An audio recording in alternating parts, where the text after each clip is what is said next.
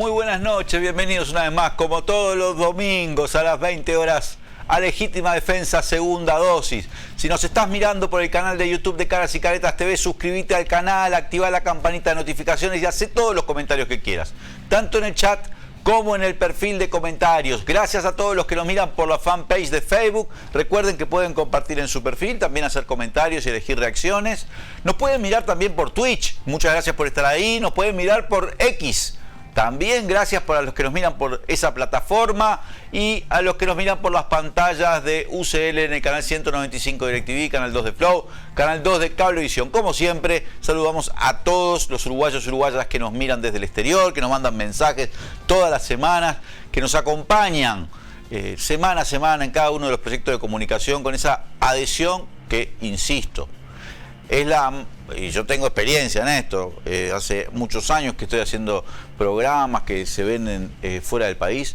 La adhesión más grande, la pasión por el Uruguay más grande está entre los uruguayos y uruguayas muchas veces que están fuera y están lejos. Esto siempre hay que tenerlo presente, sobre todo cuando se discute si tienen derecho o no tienen derecho a participar, a votar. Entonces yo siempre les mando un saludo muy especial. Les recuerdo que se tienen que hacer socios de la comunidad de Caras y Caretas si todavía no son socios. Háganlo en ese QR que te enseñan en la pantalla, te lleva al enlace, te lleva a la página web donde te haces socio. Pero podés hacerlo también en la página web de Caras y Caretas. Es muy importante hacerte socio o socia de nuestra comunidad, diferentes modalidades de socio con diferentes precios que te permiten acceder a todos los contenidos digitales en algunos casos o a los contenidos digitales y también a la revista en papel, y la más básica además te permite acceder a contenidos, te ayudas en todos, ayudas a sostener y financiar estos proyectos de comunicación. Ustedes están viendo ahora en tiempo real lo que sucede en el ecosistema de medios, sobre todo aquellos que tienen una sensibilidad progresista, cuando no tienen suficiente apoyo, no tienen... En fin, eso es lo que sucede. Algunos tienen apoyo, otros tienen menos. Nosotros dependemos básicamente de ustedes. Así que, como siempre, los que todavía no son socios, háganlo, porque en el fondo también estás defendiendo tu derecho a que haya otras voces, a que haya otras sensibilidades expresadas en las pantallas, en las grandes pantallas de la comunicación uruguaya. Y les digo, porque tenía algo más para decirle que ahora se me pasó, bueno, les digo por lo pronto, sí, que se suscriban al YouTube de Caras y Caretas, que queremos llegar a 50.000 suscriptores. Creo que hay 49.500 o 49.000 y algo, no falta nada, falta que los que no están suscritos hoy se suscriban hoy, que es gratuito además en el banner rojo, y ya con eso nos das un tremendo espaldarazo, un tremendo respaldo. En la noche de hoy tenemos un programón, nos van a acompañar Carlos Clavijo, integrante del equipo de representación de los trabajadores en el directorio del Banco de Previsión Social. Se realizó esta semana una nueva reunión de la Comisión de Seguridad Social del PIT-CNT con la participación de sindicatos, plenarios sindicales, en fin, ahí van diseñando las estrategias de la Central de Trabajadores, tanto para el diálogo social como para todo el accionar político de la representación de los trabajadores en el seno del Banco de Previsión Social, donde se discuten, por supuesto, la matriz de seguridad social de nuestro país, que abarca, ya saben, desde los niños hasta los más viejos, desde la protección, los cuidados, hasta las jubilaciones. Bueno, de todo eso vamos a hablar con Carlos Clavijo. También nos va a acompañar la economista Alejandra Pico, que integra el Instituto Cuesta Duarte. Muchas veces hemos hablado con ella y también hoy vamos a hablar con ella, y les invitamos a ustedes a acompañarnos en este programa. Soy Leandro Grille, ya comienza Legítima Defensa Segunda Dosis.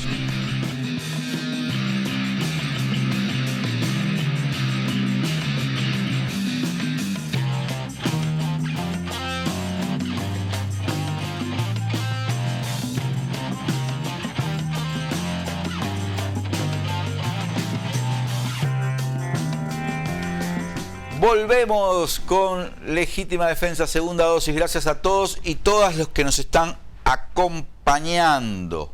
Tenemos el gusto de recibir a Carlos Clavijo, integrante del equipo de representación de los trabajadores en el directorio del Banco de Previsión Social. Siempre hay que recordar que el equipo de representación de los trabajadores en el directorio se elige en una elección donde tienen derecho a votar todos los trabajadores.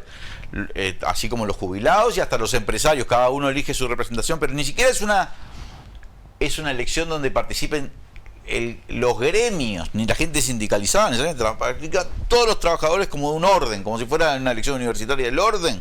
O sea que para ser electo ahí tenés que tener realmente un respaldo masivo del grueso de, bueno, la parte activa de la sociedad uruguaya, la parte que produce, digamos, la mayor cantidad de la riqueza de nuestra economía. Nos da mucho gusto entonces recibir a Carlos Clavijo acá en Legítima Defensa Segunda Dosis. ¿Cómo estás, Carlos? Bueno, muchas gracias, Leandro. La verdad, un gusto estar acá y más hablar de temas tan sensibles para la sociedad como es la seguridad social, como bien tú lo decías. Es algo que tenemos desde antes de nacer hasta después de morirnos. Y está en toda la vida de un ser humano el tema de la seguridad social y la protección social. Si habrá que hablar mucho de este tema que muchas veces no se quiere hablar. No siempre forma parte de la agenda, o más bien no forma mucha parte de la agenda de los medios, salvo para decir que es oneroso, que es caro, que es un gran peso que se abate sobre la sociedad uruguaya como si fuera el yunque que impide o que hunde la economía del Uruguay. Tuvimos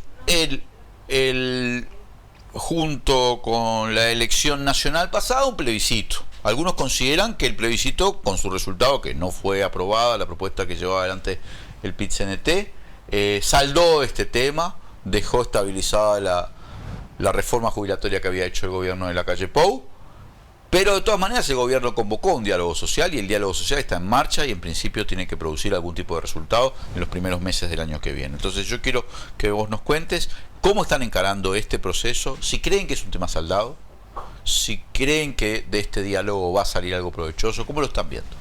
Bueno, primero no es un tema saldado. Un plebiscito, la gente, justamente, ¿qué plebiscitó? Poner en la Constitución de la República 3 puntos vinculados a la seguridad social. Volver a los 60 años para jubilarnos, las jubilaciones mínimas y pensiones mínimas igualarla al salario mínimo nacional y eliminar el lucro de la seguridad social. Eso era el plebiscito y era para ponerlo en la Constitución de la República. En el mismo momento, los actores políticos que se estaban jugando en esos mismos días el gobierno siguiente decían, muchos de ellos decían, nosotros no estamos de acuerdo con el plebiscito porque no estamos de acuerdo que se ponga en la Constitución de la República, pero sí vamos a incentivar a que haya un diálogo social en las mismas condiciones para discutir todos los temas de seguridad social y de protección social. Por lo tanto, si bien lo que se laudó no va a la Constitución de la República, pero sí se va a discutir en este diálogo. Es más, es uno de los puntos que va a ir a este diálogo. Y si seguimos sumando cosas, el programa de una de las fuerzas políticas, de la fuerza política que hoy está gobernando, justamente en ese programa están los 3 puntos que se plebiscitaron, además de los temas de los cuidados, la primera infancia, la discapacidad, el tema de los adultos mayores y todo lo relacionado con el trabajo. Por lo tanto, este diálogo social enmarca en la seguridad social integral, que también el movimiento sindical siempre dijo y desde un principio la reforma de la seguridad social integral tiene que ser a través de un diálogo, por eso nosotros apostamos al diálogo también. Tenemos esperanza que en este diálogo se resuelvan cosas que no se resolvieron, que no se vienen resolviendo, tenemos muchas esperanzas, pero bueno, el diálogo está en camino, veremos a ver qué sucede, pero creemos que sí, que podemos lograr muchas cosas, inclusive volver a la edad de retiro a los 60 años de edad para darle la libertad a la gente, ir eliminando los... No ilusiones a la gente si no creen que realmente se puede... ¿Ustedes creen que realmente se puede llegar a acuerdos en ese sentido? Y nosotros creemos y vamos a pelear por esos acuerdos. No hay lucha que el movimiento sindical abandone. Y esta es una lucha del movimiento sindical desde el principio. No solo con la reforma de la 20.130, sino desde el año 96, que venimos diciendo del 8º Congreso del PIT-CNT, donde el movimiento sindical dijo queremos una seguridad social solidaria, universal y sin lucro, eliminando la SAFAP. Desde ese momento el movimiento sindical se paró firme. Con la ley 16713 de ese mismo año que el Poder Ejecutivo del momento avaló y el Parlamento lo votó. Por lo tanto, no hay nada extraño acá y no hay lucha que el movimiento sindical deje de lado. Seguimos luchando y tenemos cifras de esperanza. Después dependerá de la correlación de fuerza, de que la entienda la gente, el vecino y la vecina, que es lo que estamos haciendo a través de recorrer el país, hablando con la gente, a través de las comisiones de seguridad social, para que entienda lo que estamos planteando, porque la gente se tiene que apoderar de esto tan sensible, para después empujar junto con nosotros y lograr el objetivo final, que es tener una seguridad social diferente, protectora, más humana, más inclusiva. Bueno, eso es lo que queremos todas y todos. A lo largo de este año se ha reunido en varias oportunidades la Comisión de Seguridad Social del PIT-CNT, pero se reunió esta semana, este viernes tuvieron encuentro, entiendo que participan además de sindicatos, plenarios departamentales, que es una representación bastante amplia de los trabajadores de todo el país. ¿Qué están trabajando en esta comisión? ¿Están trabajando mirando el diálogo social o mirando el directorio del BPS? ¿Qué tipo de propuestas, o es más para ponerse de acuerdo en, digamos, en cosmovisiones? ¿Qué significa esta reunión? Bueno, la Comisión de Seguridad Social del PIT-CNT lo que lleva son los lineamientos del Congreso. Sí. Por lo tanto, si hay un lineamiento del Congreso y un documento elaborado en el Congreso y votado por unanimidad de Seguridad Social, es lo que llevamos adelante, que justamente va vinculado con el diálogo social.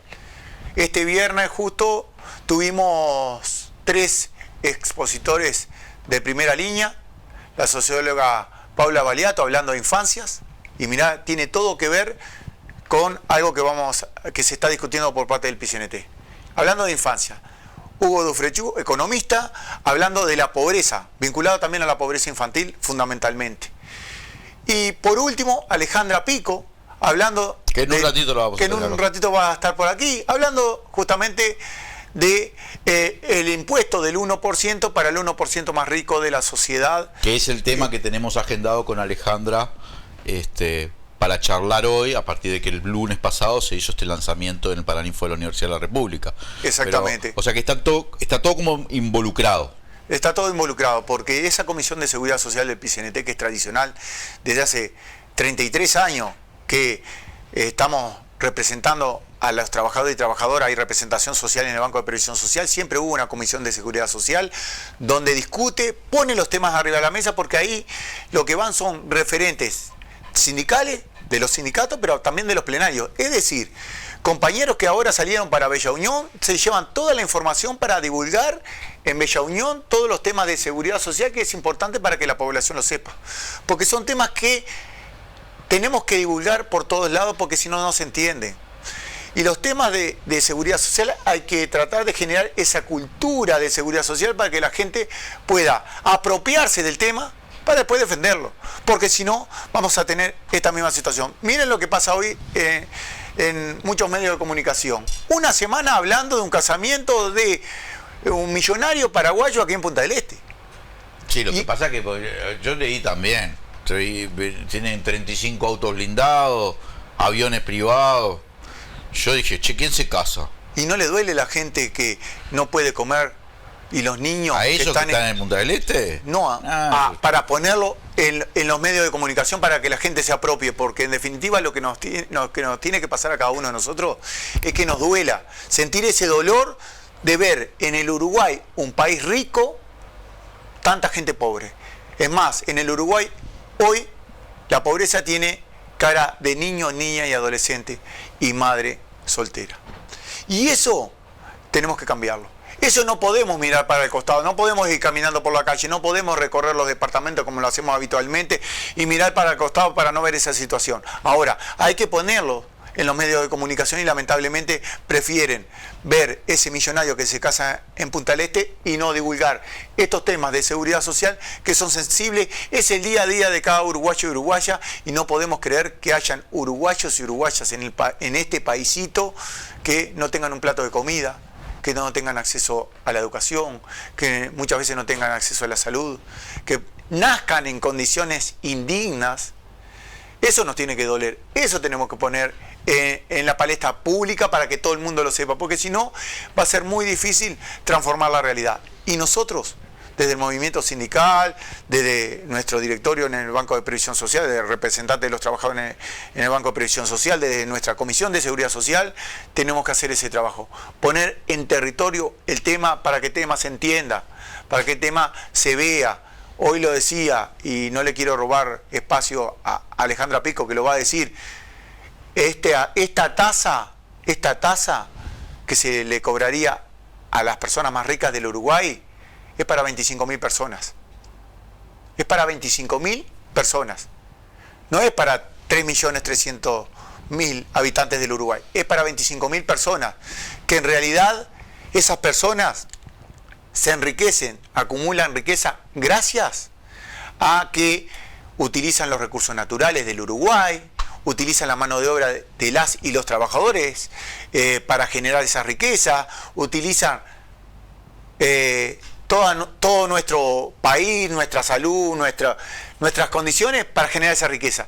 Lo único que le pedimos es que devuelvan una parte muy pequeña, porque es una parte muy pequeña, a la sociedad, porque hay gente en el Uruguay, fundamentalmente niños y niñas que están viviendo en la pobreza. Eso le tiene que doler a cualquiera. Le debería de doler a todo el mundo, y deberíamos de este tema que está poniendo el PCNT arriba de la mesa, que tiene mucho que ver con la seguridad social, abrazarlo todos y todas, y tendría que salir casi naturalmente. Lamentablemente, en esto tenemos muy poca prensa, se conoce muy poco, y lo que tenemos que hacerlo es conocer este tema. Carlos, durante la campaña electoral, a pesar de que el plebiscito no se aprobó, tuvo casi 1 millón de votos. Exactamente. Y como vos contabas, sí, en el programa del Frente Amplio, que es la fuerza que en última instancia ganó la elección, están recogidos bastante de estos, por lo menos, lineamientos. No digo en la fina, pero los lineamientos. Sí, claro. ¿Cómo te parece que está encarando la seguridad social el gobierno actualmente? Hay un directorio nuevo dirigido por la economista Jimena Pardo. Ahora se está hablando de que habría para fin de año, principio del año que viene, una especie de bono de... Yo hice una cuenta, me da como 300 pesos, porque son 160.000 personas y en total 520 millones de pesos. Entonces hice la cuenta y dije, esto debe ser como 300 y pocos pesos para cada uno, para los que reciben, que supongo que son los que cobran la mínima, en fin. Pero ¿qué evaluación están haciendo de esta política de jubilatoria, de esta política de seguridad social que está llevando adelante el gobierno por el momento, hasta que tenga el diálogo algún resultado, y ahí pueden cambiar algunas cosas, me imagino? Bueno, en principio lo que está haciendo el Banco de Previsión Social, cuando entraron los 4 directores políticos, nosotros le entregamos como representación de los trabajadores una carpeta a cada uno de ellos, mostrándole muchas dificultades que tenía el Banco de Previsión Social, que en los últimos años se había alejado de la gente, y justamente el Banco de Previsión Social tiene que estar cada vez más cerca de la gente. Por lo tanto, que se había alejado de la gente, había pocos funcionarios, es decir, no se habían repuesto los funcionarios que se jubilaron, que se fueron, sino cada vez teníamos menos funcionarios, por lo tanto más alejados de la gente en general, que había una cantidad considerable de expedientes atrasados que le erramos por un poquito. Nosotros andábamos hablando en aquel momento de 10-12.000 expedientes y terminaron siendo 58.000 expedientes, así que le erramos realmente. Es peor la situación de la que veíamos, y bueno, se está trabajando en ese sentido. Por supuesto que con lineamientos del Poder Ejecutivo. Cuando hablamos de expedientes estamos hablando de pensiones, jubilaciones que tienen que tramitarse. Exactamente. Todo. Que de repente es alguien que está esperando porque le salga la pensión. Exactamente. Reconocimiento de años de servicio, que es lo que lleva más tiempo. Pensiones o jubilaciones por discapacidad. ¿Y cuánto tiempo estaba esperando la gente ese tipo de trámites? ¿Tenían un promedio estimado? En el reconocimiento de años de servicio, que es lo que cuesta más, estamos hablando de 1 año. O más. 1 año que la gente está diciendo, a ver si me reconoces los años para ver si me sale la jubilación o la pensión. Exactamente, y acá nosotros en ese punto específico... ¿Y qué pasa con ese año, con ese año que se pierde? Y lo que pasa, en el mejor de los casos, la gente está activa y está reconociendo años de servicio, en el mejor de los casos. Lo más preocupante es aquellos que no están activos, no tienen ningún ingreso y están tratando de reconocer años para jubilarse. Bueno, en eso ahora se tomó una resolución especial que se le va a dar prioridad a aquellos que tienen cese, que no tienen ningún ingreso. Pero miren esto, lo que nosotros decimos día a día en el Banco de Previsión Social cuando nos toca la sesión de directorio y tenemos algunos casos de reconocimientos de años de servicio. Acá a los trabajadores se le da doble sanción. La primera sanción es que no le reconocieron los derechos a los trabajadores y trabajadoras para atrás del 96, cuando efectivamente trabajaban Y la ley es muy clara y dice, aportar a la seguridad social desde el primer día es un derecho del trabajador y una obligación del empleador. Es decir, no le cumplían, le vulneraban el derecho a ese trabajador, a esa trabajadora, por eso no tienen los años registrados en la seguridad social, y hoy en día le complicamos la vida para reconocer esos años que me habían vulnerado los derechos. Y todavía la ley 2230 le puso un tope para los mayores de 60 años a partir de junio del 2023. Aquellos que tenían más de 60 años le había puesto un tope. Es una locura, doble sanción por algo que yo tenía un derecho y me lo vulneraron. Doble sanción por algo que había alguien que tenía la obligación de aportarme a la seguridad social y no me aportó. Bueno, esas cosas son las que hay que discutir, hay que poner en tela de juicio y hay que demostrar. Y estas cosas se discuten todos los días en el Banco de Previsión Social. También varias leyes que se discuten, y hoy tenemos un tema con el tema del Fondo de Insolvencia Patronal, del Fondo de Garantías, cuando una empresa, que lamentablemente en los últimos tiempos pasó en el Uruguay, las empresas se van y dejan muchos trabajadores y trabajadoras tirados sin cobrar los créditos laborales. Y en el 2017-2018 se resolvió, gracias a una ley, proteger a esos trabajadores y trabajadoras. Y hoy, lamentablemente, seguimos con la misma problemática, la interpretación del Banco de Previsión Social en lo que es pre y post concursal, que es muy largo de entender, pero si vos solicitás el derecho al fondo de garantía antes del concurso, no sé cómo hace un trabajador para enterarse que un empleador va a llamar a concurso. Muchas veces lo puede saber, pero la mayoría de veces no lo sabe, no tenés problema. Post concursal, después que llama el concurso, vos ahí perdés el derecho si no pediste. Es una interpretación del Banco de Previsión Social que para nosotros es errónea. Es más, hay justamente del TCA una resolución favorable a lo que decimos nosotros, nunca pierde el derecho, lo que tiene que haber es un síndico, que es lo que se hace habitualmente, y no puede perder el derecho de cobrar los créditos laborales, porque el legislador en aquel momento lo que legisló, ¿qué fue? Trabajadores que se quedan sin empleo, porque un empleador se fue y no pagó ni los créditos laborales, muchas veces salario, por supuesto, aguinaldo, licencia y despido, todo eso está contemplado en una ley. Sin embargo, el Banco de Previsión Social hoy no ha dado vuelta a esa situación. Por eso también estamos discutiendo en el Banco de Previsión Social, más allá de todos los temas del diálogo social. Tenemos varias canchas y tenemos que tratar de resolver en todos los lugares. Vamos a hacer una pausa y seguimos conversando con Carlos Clavijo del equipo de representación de trabajadores de PIT-CNT.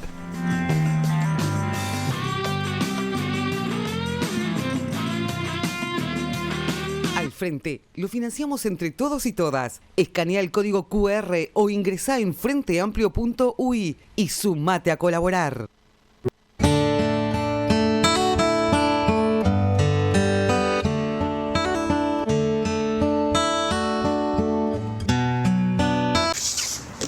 ¿Cómo entrego 15 pedidos en una tarde? Cuando tu negocio plantea estos desafíos, estamos ante un misterio sin resolver. ¿Quién sos? Soy Guillermo Locker. ¿Sos como un Guillermo Lockhart, pero de segunda mano? No, soy algo mucho mejor y vengo a resolver tu misterio logístico. Usa Locker Habitat. Tus clientes reciben un código y retiran la ropa cuando ¿Y quieran. también puedo pedirles que dejen ahí la ropa a consignación? Exacto. ¡Ay, me vuelvo Locker! Guille, ¿esa campera es tuya? Eso es un nuevo misterio. Locker Habitat. Entrega y retira paquetes sin misterio. Más fácil, más rápido, más seguro.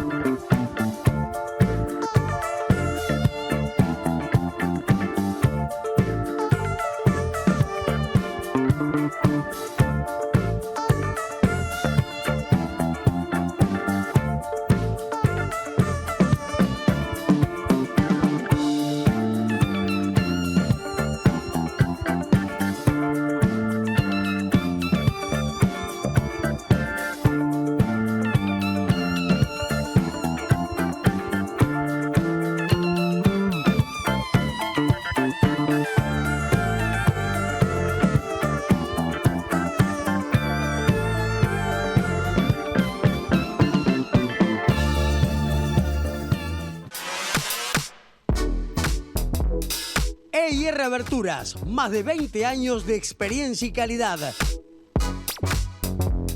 Conocé nuestras líneas de productos. Línea Proba, diseño, economía y durabilidad. Línea Suma, sistema de aberturas corredizas para grandes dimensiones. Y línea Gala, abertura de 2 hojas corredizas. Todo en calidad de aluminio del Uruguay. EIR Aberturas, marcamos la diferencia. Te esperamos en la esquina de San Martín y Garibaldi o por el 094-235508.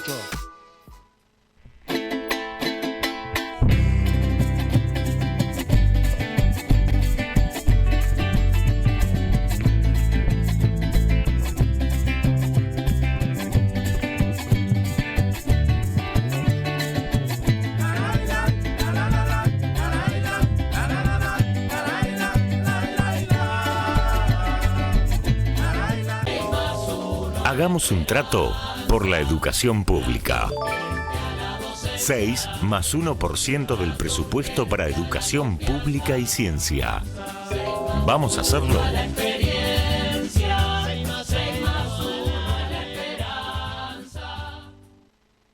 En Supermercados Subesur, tu sueño de playa se hace realidad. Con la promo Brasil Soñado, vos elegís el destino. Viajá a Costa do Sauí peatonal con aéreos, traslados y todo incluido para vos y un acompañante. Hay más de 50 premios. Sí, hay viajes de destinico.com en cada local. Y además, más de 500 órdenes de compra para hacer tu surtido en VSUR. Cada 600 pesos en compras, un cupón. Y con productos adheridos, obtenés cupón directo. Tu viaje soñado a Brasil comienza en los supermercados con servicio VSUR.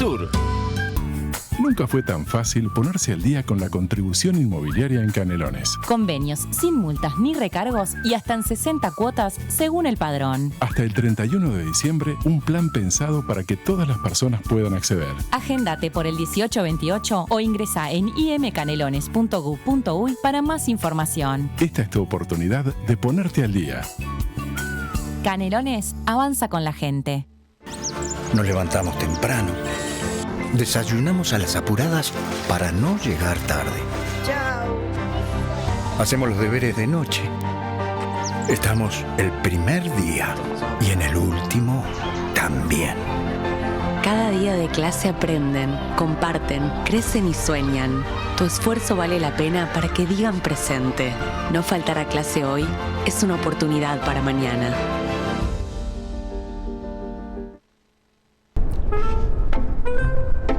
Hace 30 años, Colonia del Sacramento fue reconocida por la UNESCO como Patrimonio Mundial. Desde entonces, cada piedra, cada rincón, cada historia nos recuerda quiénes somos. Cuidarlo es mantener viva nuestra identidad. Preservarlo es proteger lo que nos une. 30 años después, seguimos siendo guardianes de este tesoro que pertenece al mundo y a todos nosotros. Intendencia de Colonia. 30 años, Patrimonio Mundial.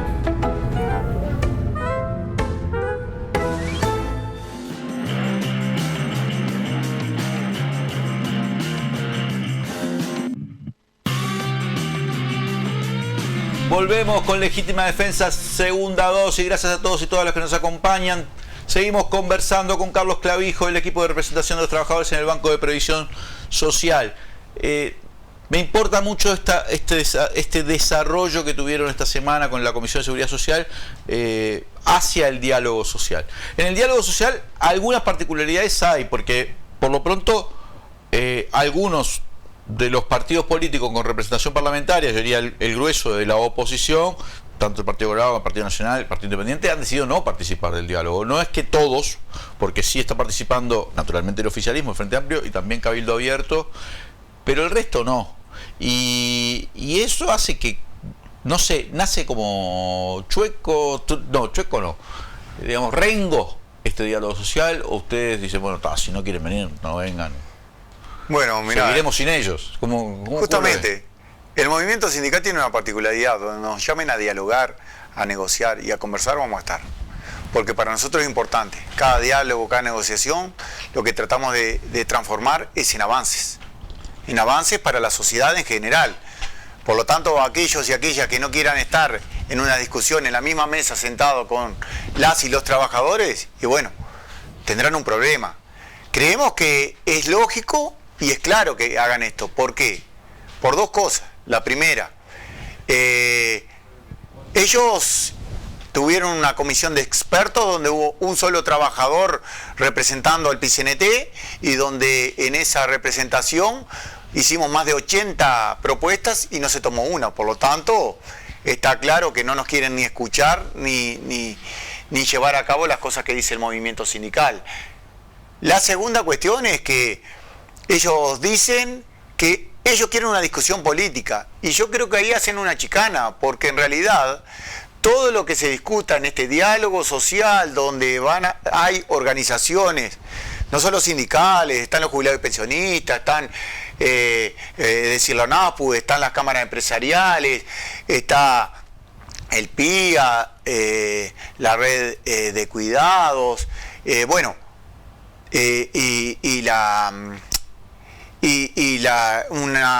una asociación ahí de discapacidad también que está participando. Si no nos quieren escuchar a nosotros, está bien. Está bien porque no nos quieren escuchar, porque no van a llevar a cabo igual ninguna de las propuestas, porque no se quieren sentar a la mesa, pero después ese diálogo social va a tener conclusiones. ¿Y a dónde van las conclusiones? Al debate que están diciendo esos partidos políticos que no quisieron participar, al Parlamento. Ahí es la discusión política.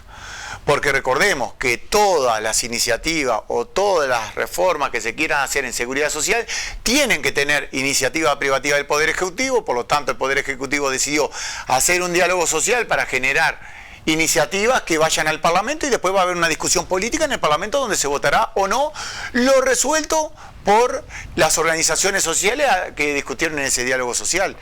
Pero para nosotros, si bien no quieren estar, porque capaz que tampoco quieren estar, pero porque Carlos, no les interesa la pobreza, no les interesa la discapacidad porque no lo discutieron, no les interesan los cuidados, no les interesan los adultos mayores. Por lo pronto quizá no quieren comprometer los votos en el caso, porque esto va a tener que tener proyectos de ley después. Por supuesto.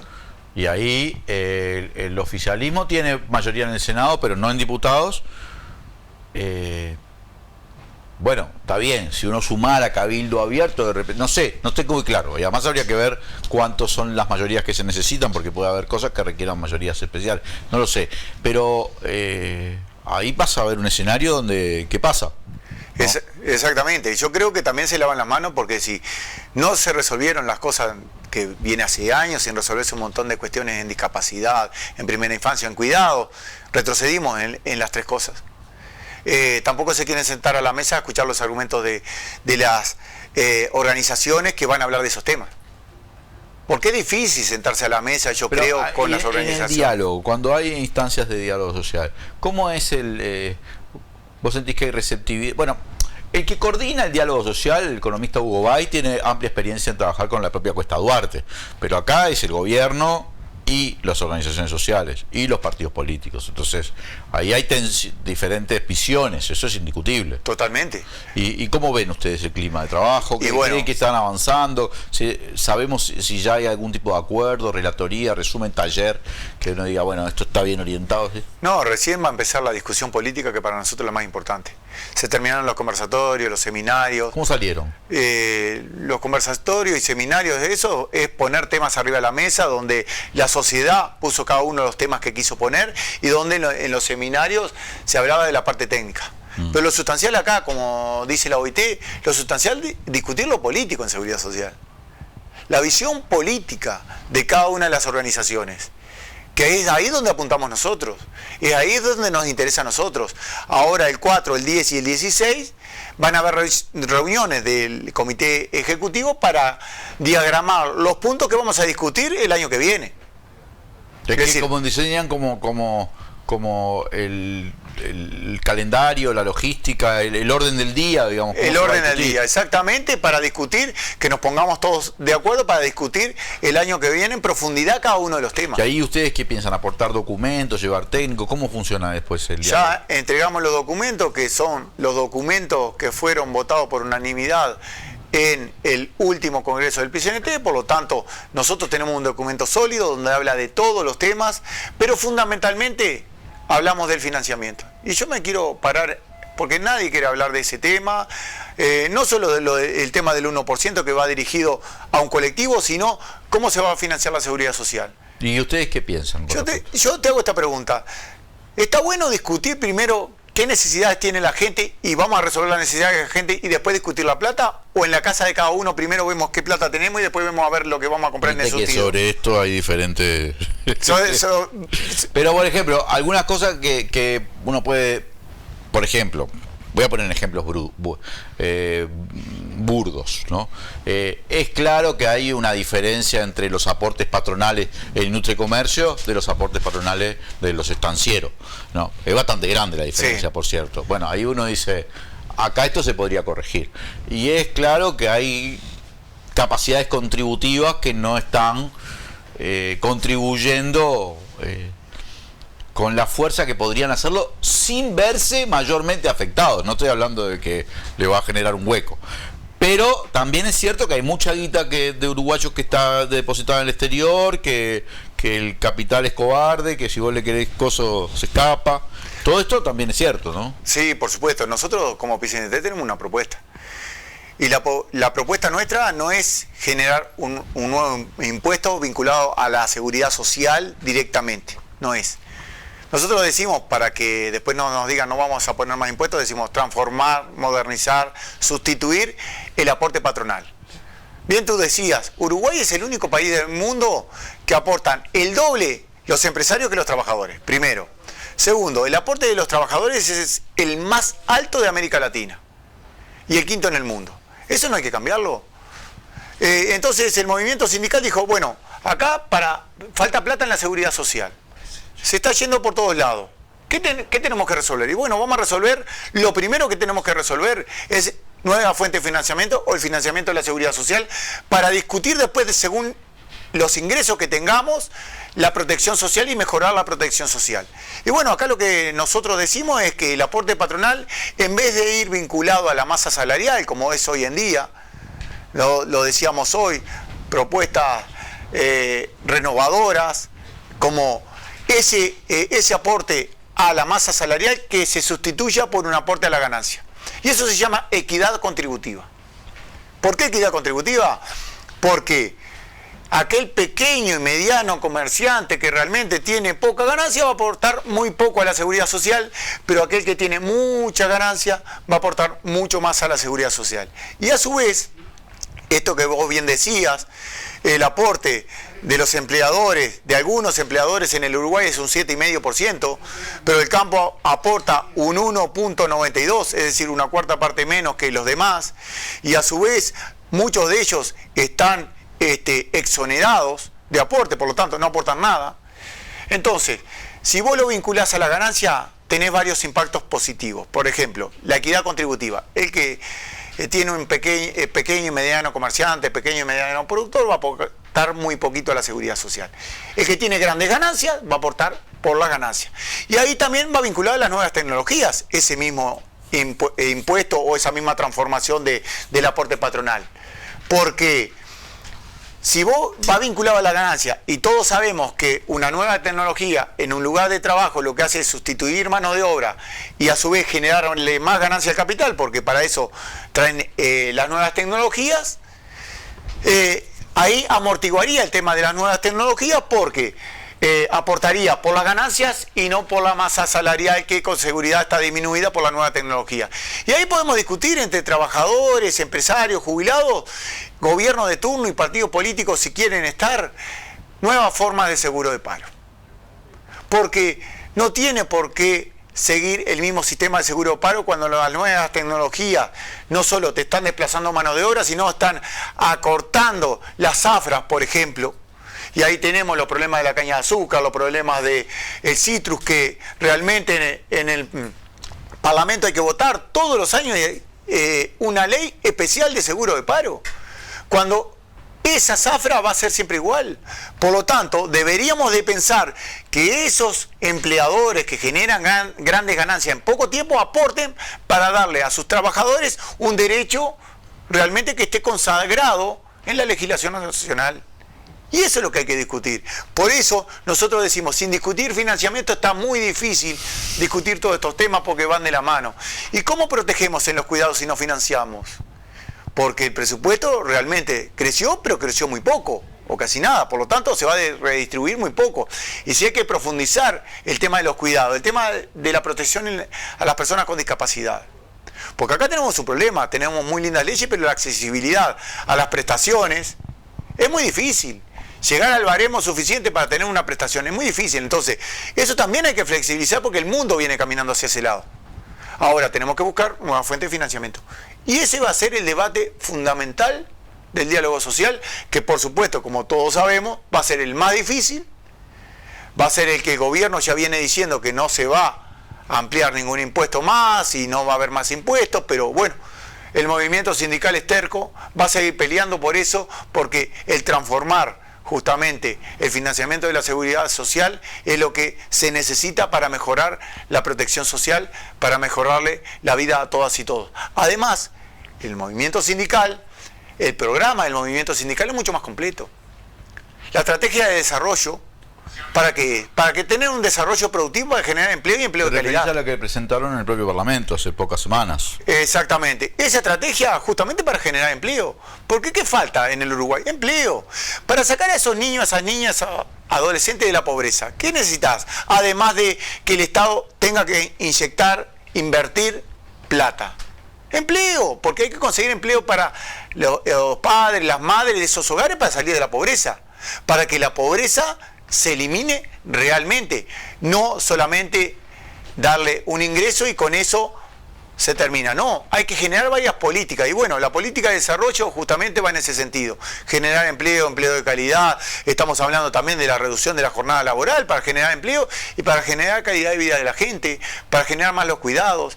En el tema de los cuidados se habla de que según lo que se necesita hoy en el Uruguay faltaría entre 7.000 y 12.000 cuidadores y cuidadoras. ¿Eso no es generar empleo? Si vos invertís como Estado en los cuidados cierto dinero, no generás, además de los cuidados, darle un derecho que necesitamos y que tenemos que tener, un derecho fundamental como son los cuidados, ¿no generás fuentes de trabajo genuinas? Y además facilitas que la gente pueda ir a trabajar, ¿no?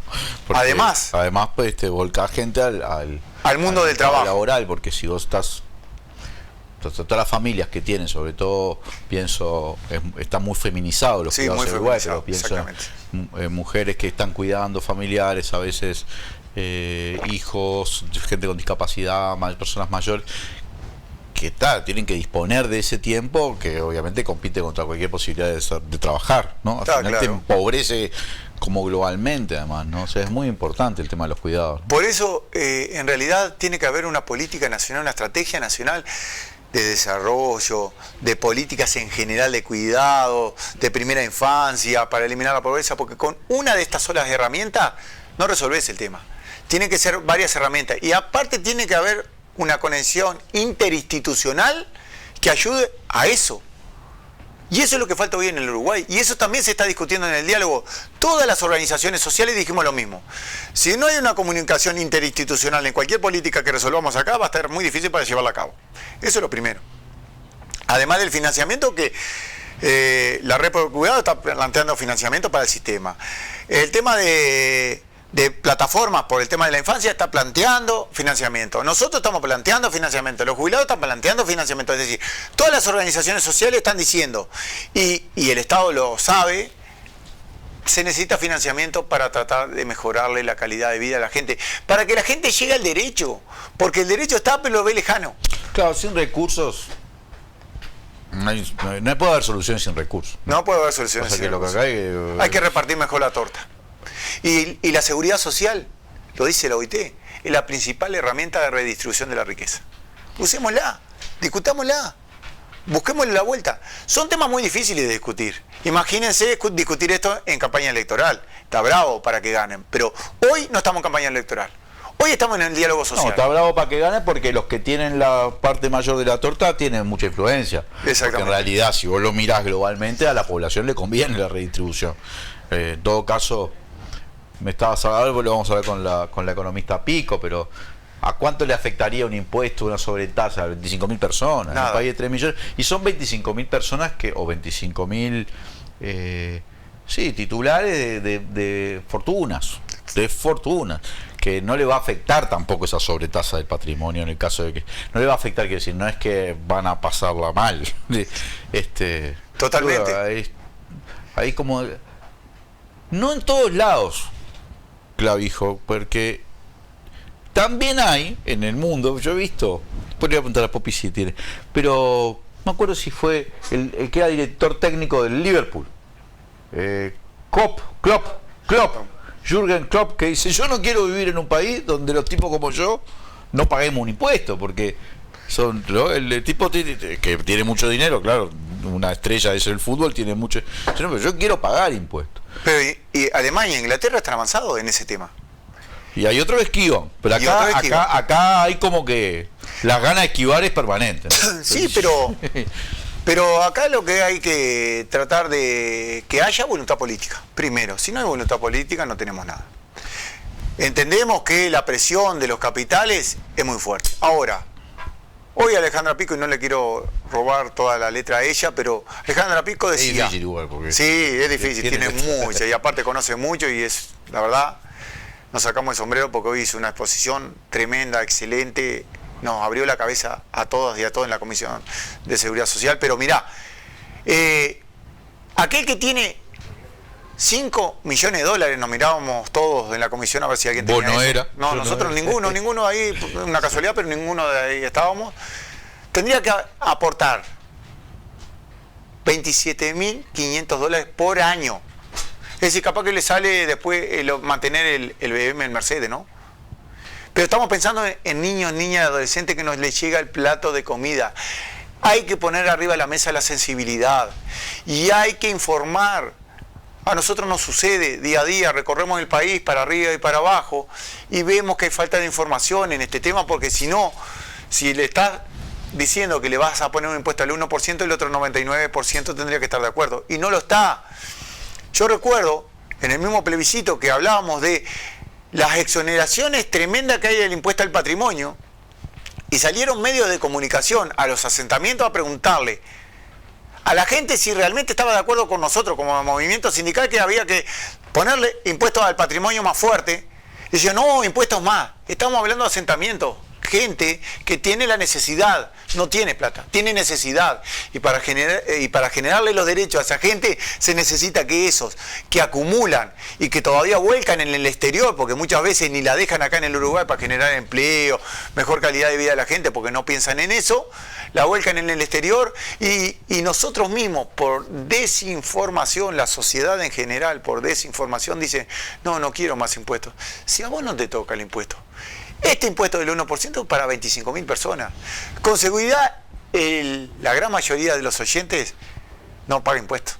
La gran mayoría, estamos hablando que es un 1% y no sé si habrá alguno. Ojalá haya alguno, y si hay alguno, le vamos a pedir que ayude a invertir justamente en publicidad aquí en el programa. Muchas gracias, Carlos Clavijo. Muchas gracias a todos los que nos están acompañando. Vamos a un corte, enseguida volvemos con más Legítima Defensa, segunda dosis.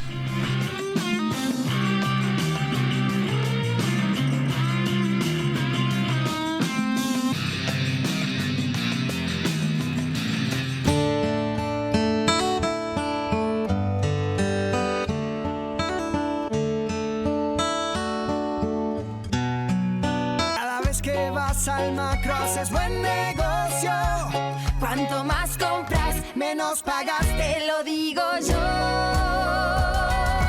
Y de todos lados viene gente a Macromercado, porque te conviene, te lo digo yo. Y de todos lados viene gente a Macromercado. Cuanto más compras, menos pagas, te lo digo yo. Macromercado. Cuanto más compras, menos pagas. Hagamos un trato por la educación pública. 6 más 1% del presupuesto para educación pública y ciencia. ¿Vamos a hacerlo?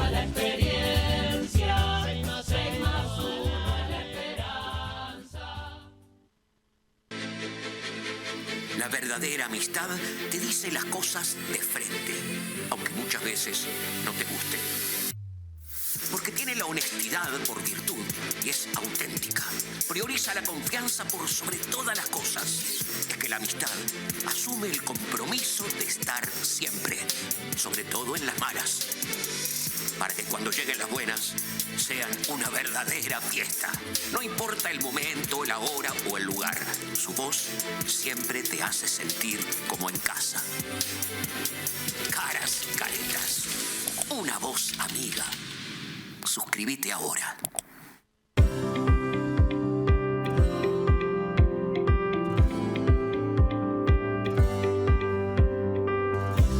Al Frente lo financiamos entre todos y todas. Escanea el código QR o ingresá en frenteamplio.ui y sumate a colaborar. Nunca fue tan fácil ponerse al día con la contribución inmobiliaria en Canelones. Convenios sin multas ni recargos y hasta en 60 cuotas según el padrón. Hasta el 31 de diciembre, un plan pensado para que todas las personas puedan acceder. Agéndate por el 1828 o ingresá en imcanelones.gov.uy para más información. Esta es tu oportunidad de ponerte al día. Canelones avanza con la gente. Colonia de fiesta. Celebramos 30 años del barrio histórico como patrimonio mundial. El sábado 6 de diciembre, desde las 18 horas hasta la 1 de la mañana, el barrio histórico se llena de vida. Cerca de 300 artistas de todo el departamento, 3 escenarios principales, 8 puntos de impacto con exposiciones, arte, grupos de baile, propuestas gastronómicas, food trucks, bodegas, queserías, DJs y mucho más. Vení a caminar el barrio histórico y sé parte de la historia que vuelve a escribirse. Colonia de fiesta. ¡Te esperamos!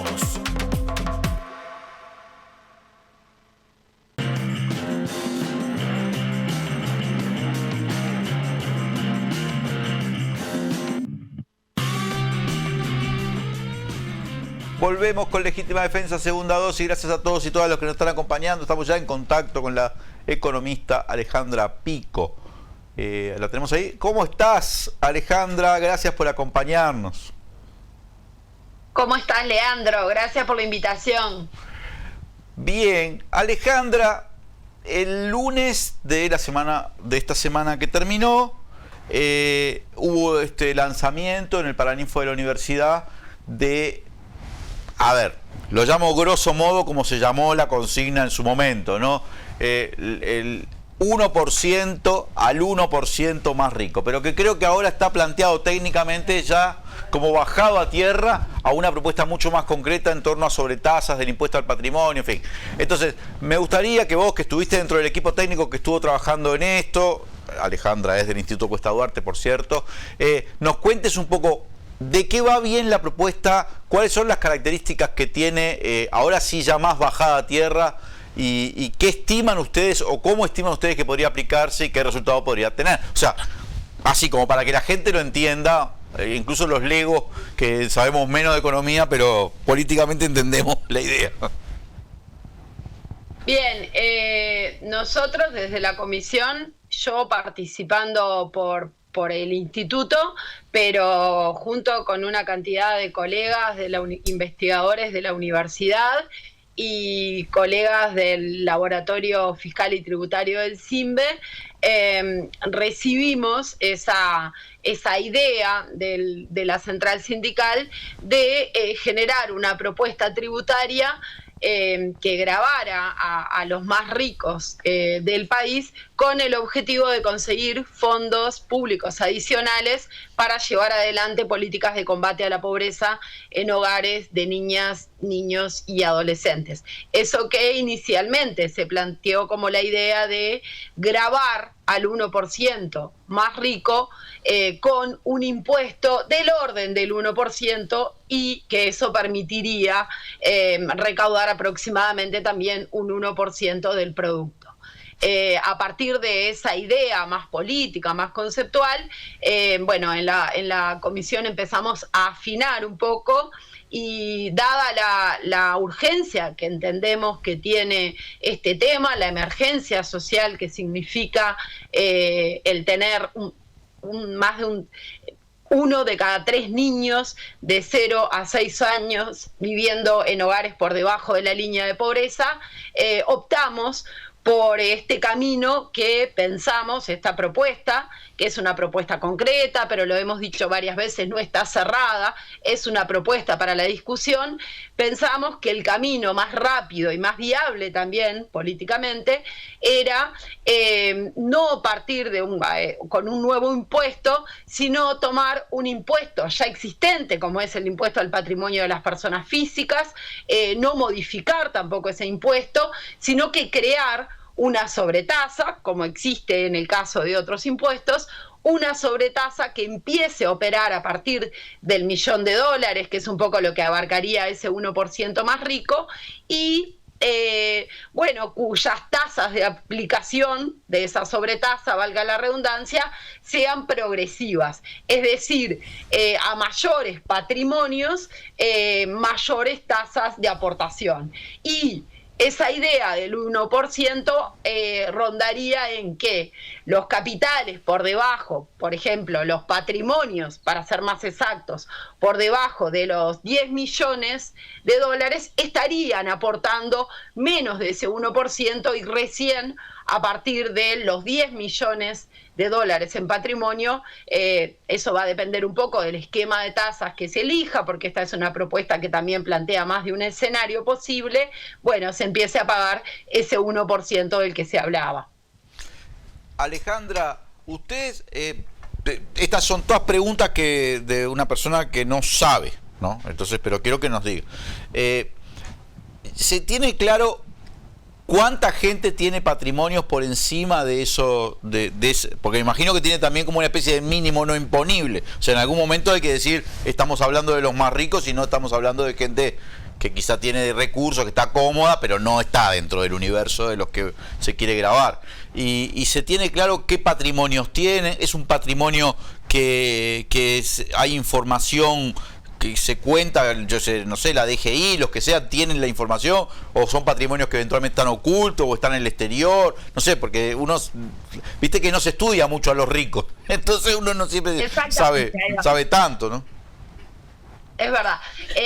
Lo primero es que sí, como bien decías, Leandro, se estudia poco a los más ricos, a diferencia de lo que sucede con los más pobres, de los cuales se conoce mucho más, incluso a nivel de los distintos organismos públicos se les conoce mucho más de los pobres y de lo que gastan, de cómo viven, que de los ricos. Pero dentro del equipo que participó en la comisión participaron un par de compañeros, investigadores, que justamente se han especializado, Mauricio de Rosa, Juan Geimonat, Joan Vila, han dedicado buena parte de sus estudios académicos a tratar de aproximarse y a estudiar a un poco más a los más ricos. Y dentro de ese 1%, por eso también planteábamos a partir del $1.000.000, el $1.000.000 sería como el umbral o la puerta para ingresar a ese 1% más rico, y ahí encontramos ese número de aproximadamente unas 25.000 personas, porque esta sobretasa operaría a nivel de las personas, ¿sí? Sobre el impuesto al patrimonio de las personas físicas. Encontramos aproximadamente unas 25.000 personas que tienen patrimonios que van desde $1 millón a algunos casos donde tienen más de $1.000 millones. Y a partir de eso son estimaciones. También pudimos llegar a algunas estimaciones de cuánto podría ser la recaudación con una sobretasa de esta naturaleza, que son estimaciones en primer lugar porque, como decía, nosotros en el documento se plantean distintos escenarios de tasas posibles y la recaudación también va a depender, obviamente, de qué esquemas de tasas se opte y entre otras cosas. Alejandra, en ese grupo de los que están, digamos, en la línea de base del $1 millón, ¿no? Me imagino, por eso te pregunto, ¿puede haber patrimonios que sean propiedades inmuebles, campos o casas, y gente que te diga, mirá, yo tengo esto efectivamente, pero no tengo la plata para un impuesto de esta naturaleza, porque esto, que yo tenga esto no significa que tenga ese capital. ¿Eso existe o estamos hablando de que hay gente que además de patrimonio tiene como capital permanentemente, como que no tendría dificultades para afrontar un impuesto de esta naturaleza? Bueno, en realidad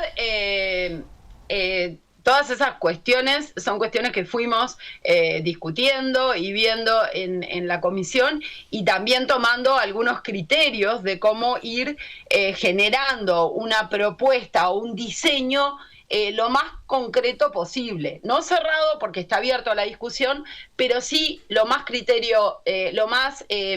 concreto posible, y en ese marco adoptando algunos criterios de diseño que nos parecían importantes. Entonces, en primer lugar, esta sobretasa no afectaría a los activos o a los patrimonios que están vinculados a la actividad productiva y que ya pagan IRAE. Esto es importante plantearlo, por ejemplo, para lo que sucede en el campo. Bueno, uno puede decir, de repente encontramos una familia o un tambero que puede tener algunas hectáreas, algunos miles de hectáreas, pero en realidad no podemos decir que sea alguien que esté entre el 1% más rico, pero el valor de la tierra es un productor, un pequeño productor, el valor de la tierra hace que pueda tener un patrimonio superior al $1.000.000. Sin embargo, como esas tierras están vinculadas a la actividad productiva, no estarían abarcadas por esta sobretasa. Entonces, además, me gustaría aclarar que se toma el criterio del impuesto al patrimonio de las personas físicas para la valoración de la casa habitación, y a la evaluación de la casa habitación, de donde uno vive, ¿sí? Se toma al 50% de su valor. Entonces, primero que nada, alguien que tenga un patrimonio de $1.000.000 no paga nada de sobretasa, porque es justamente el monto no imponible. Alguien que supere ese millón y dentro 1.200.000, 1.300.000, y en ese conjunto esté la casa habitación, que seguramente tenga un valor que es lo que le permite que el patrimonio sea tan alto, seguramente tampoco pague, porque la casa habitación está evaluada o se toma el 50% de su valor. Hoy mostraba un poco un ejemplo. Una pareja que viva en una casa de $1.500.000, como esto, la unidad es la persona, cada uno tendría un patrimonio de $750.000, no les correspondería pagar, pero además se valoraría a la mitad de cada uno. Y para ponerse un poco en dimensión, ¿qué implica vivir en una casa de más de $1.000.000? Y si efectivamente podemos encontrar casos de la realidad, más allá de que la idea no es discutir caso a caso, pero tratar de pensar si efectivamente alguien que pueda tener un ingreso de 60, 70, 80 mil pesos al mes, que son ingresos relativamente elevados para nuestra sociedad, puede mantener siquiera los gastos de un inmueble que no lo tenga arrendado, que no le esté generando ningún ingreso y que valga más de $1.000.000. O sea, como el caso de alguien que debería empeñar ese inmueble para poder pagar la sobretasa. Esos como que son casos que no existen. Yo entiendo que la propuesta que nosotros estamos poniendo para la discusión es una propuesta seria, es una propuesta sólida y creo que merece una discusión seria, no una discusión en base a miedos o en base a cuestiones que no se dan en realidad. Está muy bueno que lo puedas explicar con esta... O sea, a mí me va quedando re claro como estás planteándolo. Pero bueno, porque cuando te plantean estas cosas, yo qué sé, yo no manejo los catastros, las cosas. Está buenísima la pregunta, porque en general empiezan a surgir los temores, y fue algo que nosotros recibimos también de parte de quienes enviamos este documento para comentarios y que se tomaron el tiempo para leerlo detalladamente y nos enviaron sus comentarios por escritos, y en algunos casos nos consultaban cómo se veía eso del $1.000.000. Y cuando hablamos de patrimonios individuales por encima del $1.000.000, cuando estamos hablando de esas 25.000 personas, no son casos que vos vayas a encontrar en tu vecina, mi vecino, ¿sí? Yo hoy ponía el ejemplo del campo porque es un ejemplo donde, bueno, el precio de la tierra, por el valor de mercado que tiene, sí nos podemos encontrar con, de repente, una familia trabajadora, un productor agropecuario, que no sea alguien que uno ve como ese 1% más rico y que pueda tener un patrimonio superior, ¿sí? Pero no estamos hablando de eso también. Y además la aclaración de que esto, que es algo que encontramos, que en particular los compañeros que trabajan en esto desde hace más tiempo y han hecho una revisión importante de la literatura y la evidencia más reciente, es que si bien en el pasado los impuestos a la riqueza, porque esto en definitiva es una manera de gravar el patrimonio o la riqueza acumulada, que es algo que está subgravado en nuestro país. El impuesto al patrimonio de las personas físicas prácticamente no mide en la recaudación tributaria, mientras que los impuestos al consumo que pagamos todos o los impuestos al trabajo por la vía del IRPF tienen un peso mucho más relevante. Entonces, quienes analizaron esa evidencia lo que veían es que antes las teorías tributarias desaconsejaban el uso de impuestos a la riqueza, ¿sí? Esa idea de que, bueno, los patrimonios se pueden mover. Sin embargo, hoy en día la evidencia no es tan clara y se muestra que depende mucho de cómo se diseñe el impuesto. Esto te quiero preguntar.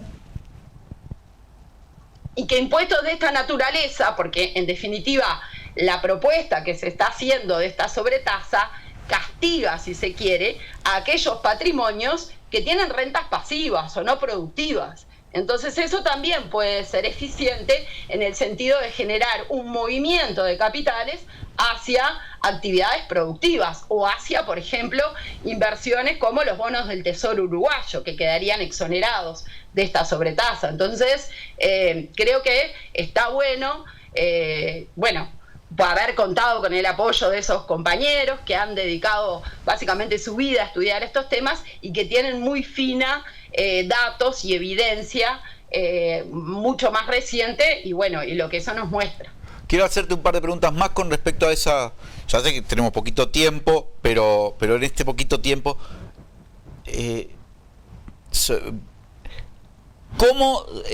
¿cómo encaran el fenómeno de los que siempre se dijo? No digo que ahora no se sepa, capaz que ahora se sabe todo porque en el mundo de la información, pero me imagino a esa gente que tiene la plata en, no sé, offshore, papeles allá, yo qué sé, en banca suiza, o sea, esa que la esconde en el exterior, pero que tiene patrimonios importantes.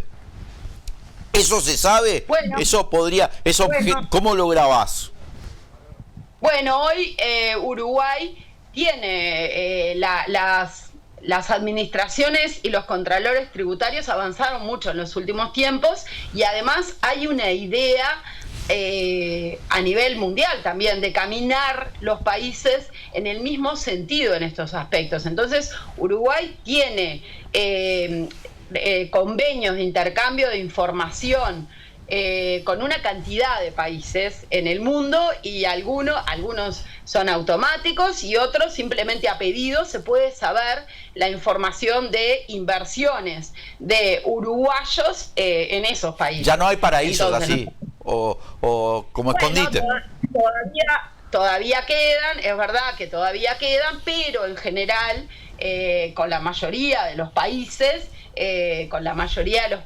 donde se encuentran los capitales de uruguayos, según los pedidos de información que tenemos, o los datos que han surgido a pedidos de información a la DGI, son datos que se pueden controlar, ni que hablar. ¿Cuánto dinero estiman ustedes que se podría captar el Estado con disponibilidad para hacer políticas, por ejemplo, sociales vinculadas a la pobreza infantil por este mecanismo? Bueno, como decía hoy, las estimaciones son un poco gruesas porque depende de algunas cuestiones más finas del diseño de la sobretasa que están abiertas a la discusión. Por ejemplo, allí se plantean 3 escenarios posibles de crecimiento de la sobretasa a medida que van aumentando los patrimonios. Entonces la recaudación también va a depender de cuál sea ese camino de sobretasas que se elija. Pero nosotros estimamos, a grosso modo, que la recaudación pueda rondar entre medio punto del producto y un punto del Producto Bruto Interno. Estamos hablando de entre 400 y quizás 800 millones de dólares. Una cifra que, anual, ¿no? Una cifra que no permite erradicar la pobreza infantil o la pobreza en hogares con menores, con niñas, niños y adolescentes, pero que es significativa dado el contexto de restricciones fiscales en el que estamos, obviamente. Esto lo planteamos en el documento, esto no va a llevar a erradicar la pobreza infantil, pero es para nosotros una señal importante en ese sentido, y también van a ser importantes, si esto se logra aplicar, los recursos que surjan para llevar adelante políticas de combate a la pobreza, que además son políticas que son muy caras, y acá voy a apoyarme un poco en lo que decía antes Carlos. No estamos hablando solamente de transferencias, que no hay que desmerecerlas, pero también implica en esos hogares generar condiciones de empleo, de empleabilidad de los adultos responsables, porque esos hogares son pobres, porque los adultos a cargo no logran generar ingresos suficientes en este mercado de trabajo para que los hogares se ubiquen por encima de la pobreza. Políticas de cuidado para no reforzar los roles de género, políticas de vivienda, de entorno barrial, acompañamiento a las familias. Es decir, son políticas que son costosas, y esto lo digo también por aquellos que dicen, bueno, pero en realidad si se mejoran las políticas que ahora se están llevando adelante, ahí puede haber espacio. Sin duda que también, esto no es la solución, y las cosas, esas dos cuestiones no serían contrapuestas. Pero hay que tener presente que lograr reducir de manera sostenida y de manera relevante la pobreza en hogares con menores es costoso, implica un set de políticas en muchas dimensiones, y eso implica un apoyo público sostenido importante. Desde la central, este es el planteo, y estamos abiertos a discutir los que haya. En el mismo instrumento de sobretasa del patrimonio, no sé cómo se llamaría, ¿ya debería estar incluido el destino de estos recursos, o eso quedaría como a libre disponibilidad del Estado? Esa es una pregunta porque... No. Sí, esa es una pregunta que está buenísima, porque yo no lo aclaré al principio, pero es algo que quedó muy explícito en el documento y que fue discutido en la comisión, y esto lo digo porque escuché algunas críticas de, bueno, las teorías tributarias recomiendan que los impuestos tienen que ir a las arcas del Estado, tienen que ir a rentas generales para que sea el poder legislativo el que defina cómo se distribuyen esos fondos. Y si bien eso es cierto, y nosotros en términos generales compartimos esa idea, obviamente trabajamos en la comisión con expertos tributaristas, consideramos que en este caso en particular era fundamental que los recursos que pudieran surgir de la aplicación de esta sobretasa fueran destinados a un fondo público específico para llevar adelante políticas de combate a la pobreza en hogares con niñas, niños y adolescentes, que fuera un fondo que fuera además auditable y que anualmente se pudiera ver a dónde se destinaron esos recursos. Pero no sería transitorio. Bueno, eso quedó abierto en la discusión. Fue un tema que tratamos en la comisión. Desde nuestro punto de vista, no debería hacerlo. Pero estamos abiertos a que, bueno, si una vez que lo empecemos a discutir, a presentar a las organizaciones sociales, a las organizaciones sindicales al mayor detalle, a la clase, a cada uno de los partidos políticos, si esos temas surgen podemos volver a discutirlos. No cerramos a eso. De hecho, no aparece expresamente planteado porque no tenemos una definición consensuada al respecto. Pero bueno, en principio, si nos planteamos como objetivo erradicar la pobreza infantil, diría que difícilmente van a ser transitorios. Por lo menos a corto plazo no parece. Una última, sé que te tenés que ir, Alejandra, pero si capaz que en una línea, esta es muy de farándula la mía, pero ¿se parece esta sobretasa al impuesto a los super ricos que está aplicando ahora Brasil, desde esta semana se promulgó, o a la propuesta que hace Zoran Mamdani para Nueva York, o es totalmente otra cosa? No es que se parezca, pero creo que recoge en nuestro país una inquietud que hay en el mundo y que viene desde distintos lugares, desde la academia, desde las organizaciones sociales, desde los gobiernos, en todo el mundo, que es cómo gravar más y mejor a los más ricos, porque lo que se ha observado en los últimos tiempos es una fuerte concentración de la riqueza, incluso después de la pandemia, donde las condiciones empeoraron en materia de desigualdad, de pobreza en la mayor parte del mundo.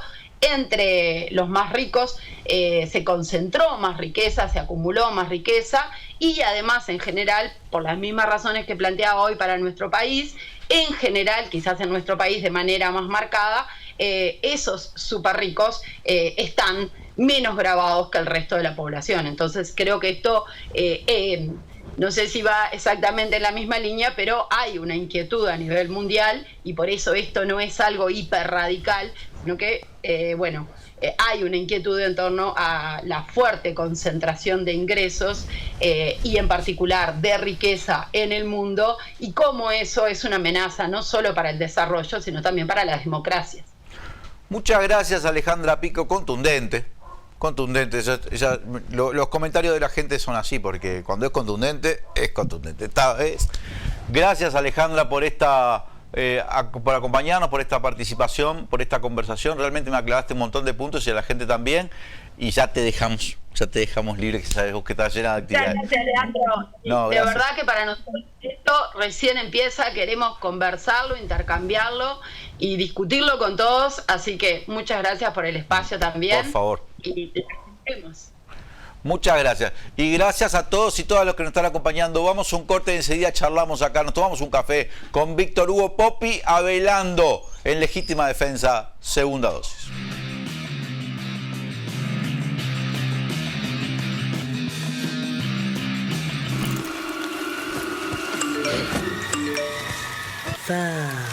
A mamá se le complicó para darnos la llave mañana. Uy, ¿cómo hacemos? Lo que parecía simple, hoy es un misterio sin resolver. ¿Quién sos? Soy Guillermo Locker. Ah, entonces sos como un locker que resuelve misterios. Exacto, y vengo a resolver el misterio de la llave. Pedile a tu madre que te las deje en uno de los lockers de Habitat. Recibís un código y vos las vas a buscar cuando puedas. Ah, y también me sirve para todas mis compritas de internet. Lo entendiste a la perfección. ¡Me vuelvo locker! ¿Dónde está? Se fue sin saludar. Eso es un nuevo misterio. Locker Habitat. Entrega y retira paquetes sin misterio. Más fácil, más rápido, más seguro.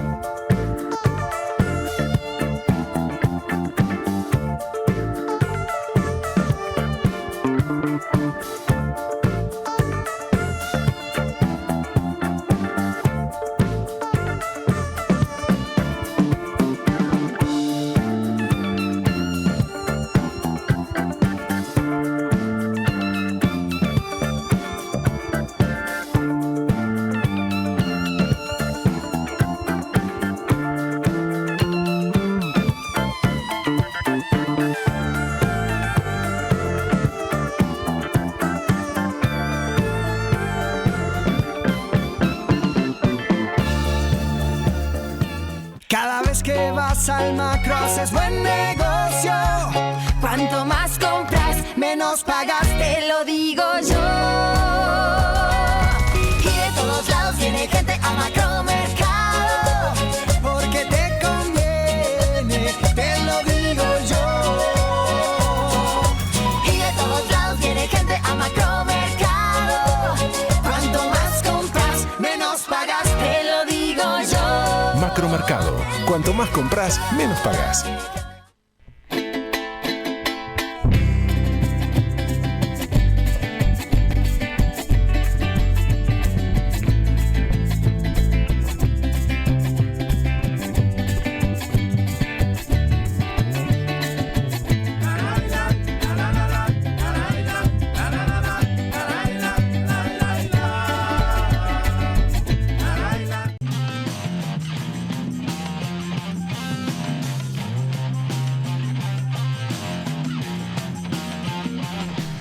Volvemos con Legítima Defensa, segunda dosis. Gracias a todos y todas los que nos están acompañando.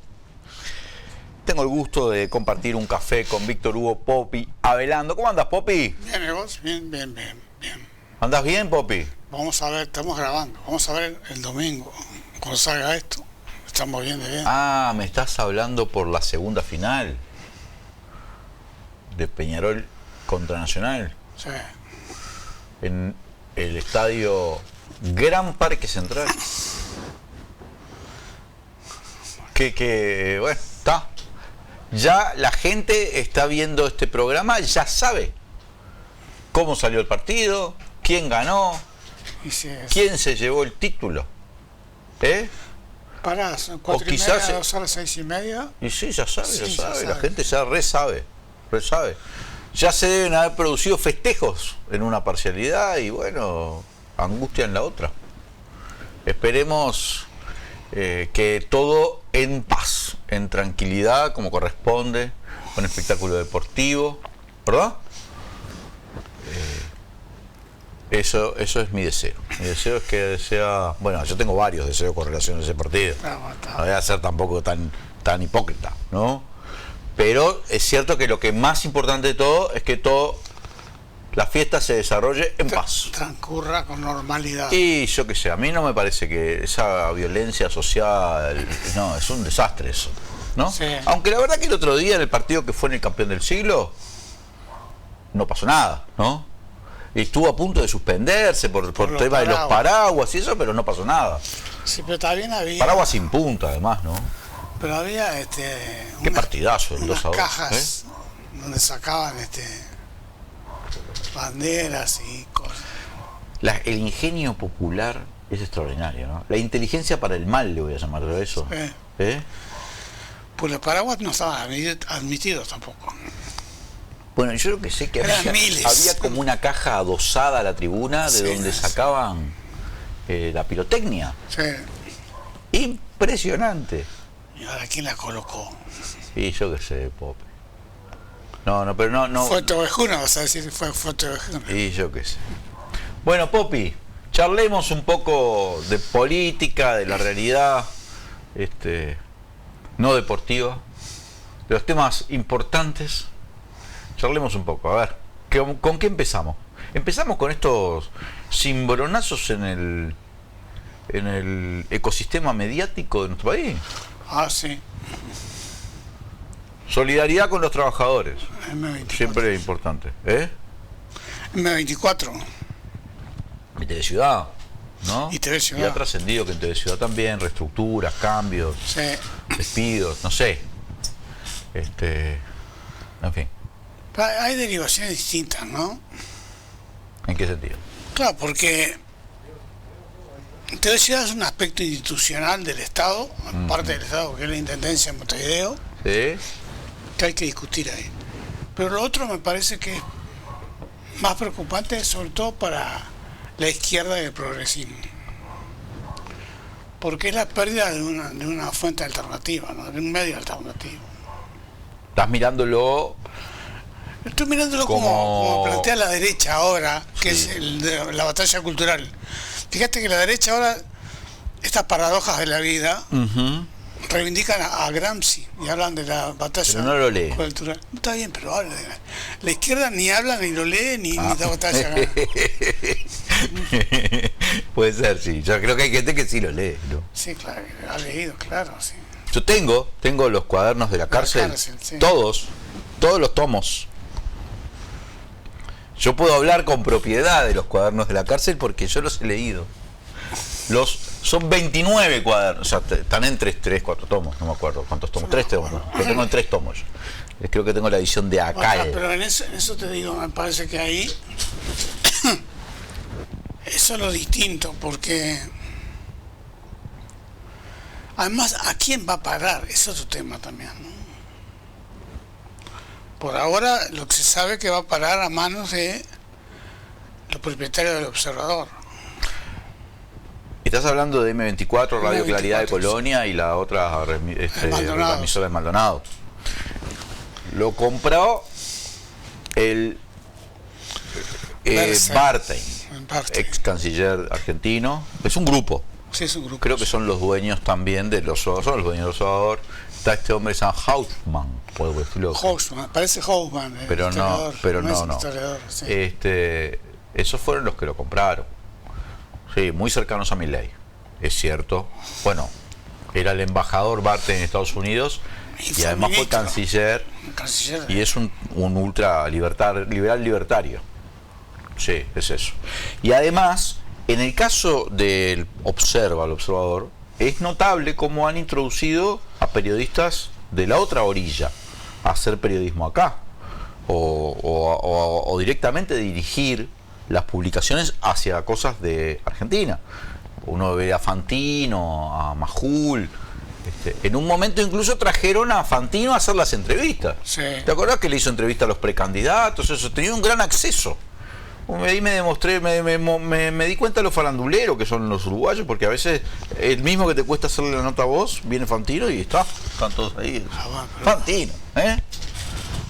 Que decir que porque filósofo, profesor de filosofía, ¿no? Te digo porque hace tiempo que pasa eso, ¿no? ¿Que son faranduleros? No, que las cámaras y las luces de los grandes medios seducen, aparte de Frente Amplio. Pues te hablabas del Frente Amplio, pero yo digo a todos que... Bueno, entonces, a mí me han dicho, pero no sé qué veracidad tenga esto, que la idea que tienen estos grupos económicos, y no sé cómo eso se compatibiliza con lo que dicen nuestras disposiciones normativas, nuestras leyes, es transformar este grupo de radios en una radio también orientada más bien a un público argentino. O sea, traer a Fantino, traer a toda esa gente. Acá lo que tienen que hacer, me parece... Punta del Este lo entiendo, Colonia quizá también, pero... Fíjate que siempre hubo una radio en Uruguay orientada hacia Buenos Aires, hacia Argentina, que fue Radio ¿sí? Colonia, ¿no? Bueno, era otra época. Claro, pero además el problema es creo que el titular tiene que ser uruguayo o residente en Uruguay de hace más de 5 años. Tal vez eso sea fácil, porque a veces son... Claro, metes a alguien. Y además hay gente que vive en Uruguay, o Punta del Este. Sí, ese apellido raro que dijiste vive en Uruguay. Bueno, ahí ya tenés. Bueno, eso es un cimbronazo. Sí, pero a mí me preocupa a veces por la batalla ideológica, cultural, ¿viste? Porque después uno piensa cómo se forma el sentido común de la gente, ¿no? ¿Cómo se forma? ¿En base a qué? Al pensamiento que va transmitiendo a los distintos actores en la sociedad. Y si vos perdés capacidad de fuego, digamos, predomina el otro. Ahora, cuando dice ahí, por ejemplo, acá en esa nota de búsqueda dice: la venta de M24 despierta críticas al MPP en la interna oficialista y acusaciones de fuego amigo. Mientras el grupo mayoritario de la fuerza política considera que hay ataques malintencionados, otros sectores sostienen que la situación puede causarle un daño colateral al Frente Amplio. Esto que dice búsqueda, que lo dice búsqueda, no digo nada más que eso, ¿te parece que la venta de M24 despierta una especie de guerra interna en el Frente Amplio? ¿Ataques malintencionados, defensa? No, yo creo que no. Lo que debería despertar es alarma por la pérdida de medios. ¿De quién? De izquierda. ¿Y el resto de los sectores? El resto de los sectores, todo el frente. Pero el MP dice, no, lo que pasa es que no lo podíamos financiar por los pérdidas. No sé, yo qué sé. Hay leyendas urbanas sobre la capacidad, la cantidad de dinero que maneja el MPP por todos los cargos que tienen. Pero además hay una cosa, yo lo escribí hoy. Yo lo escribí el viernes, claro. Pero,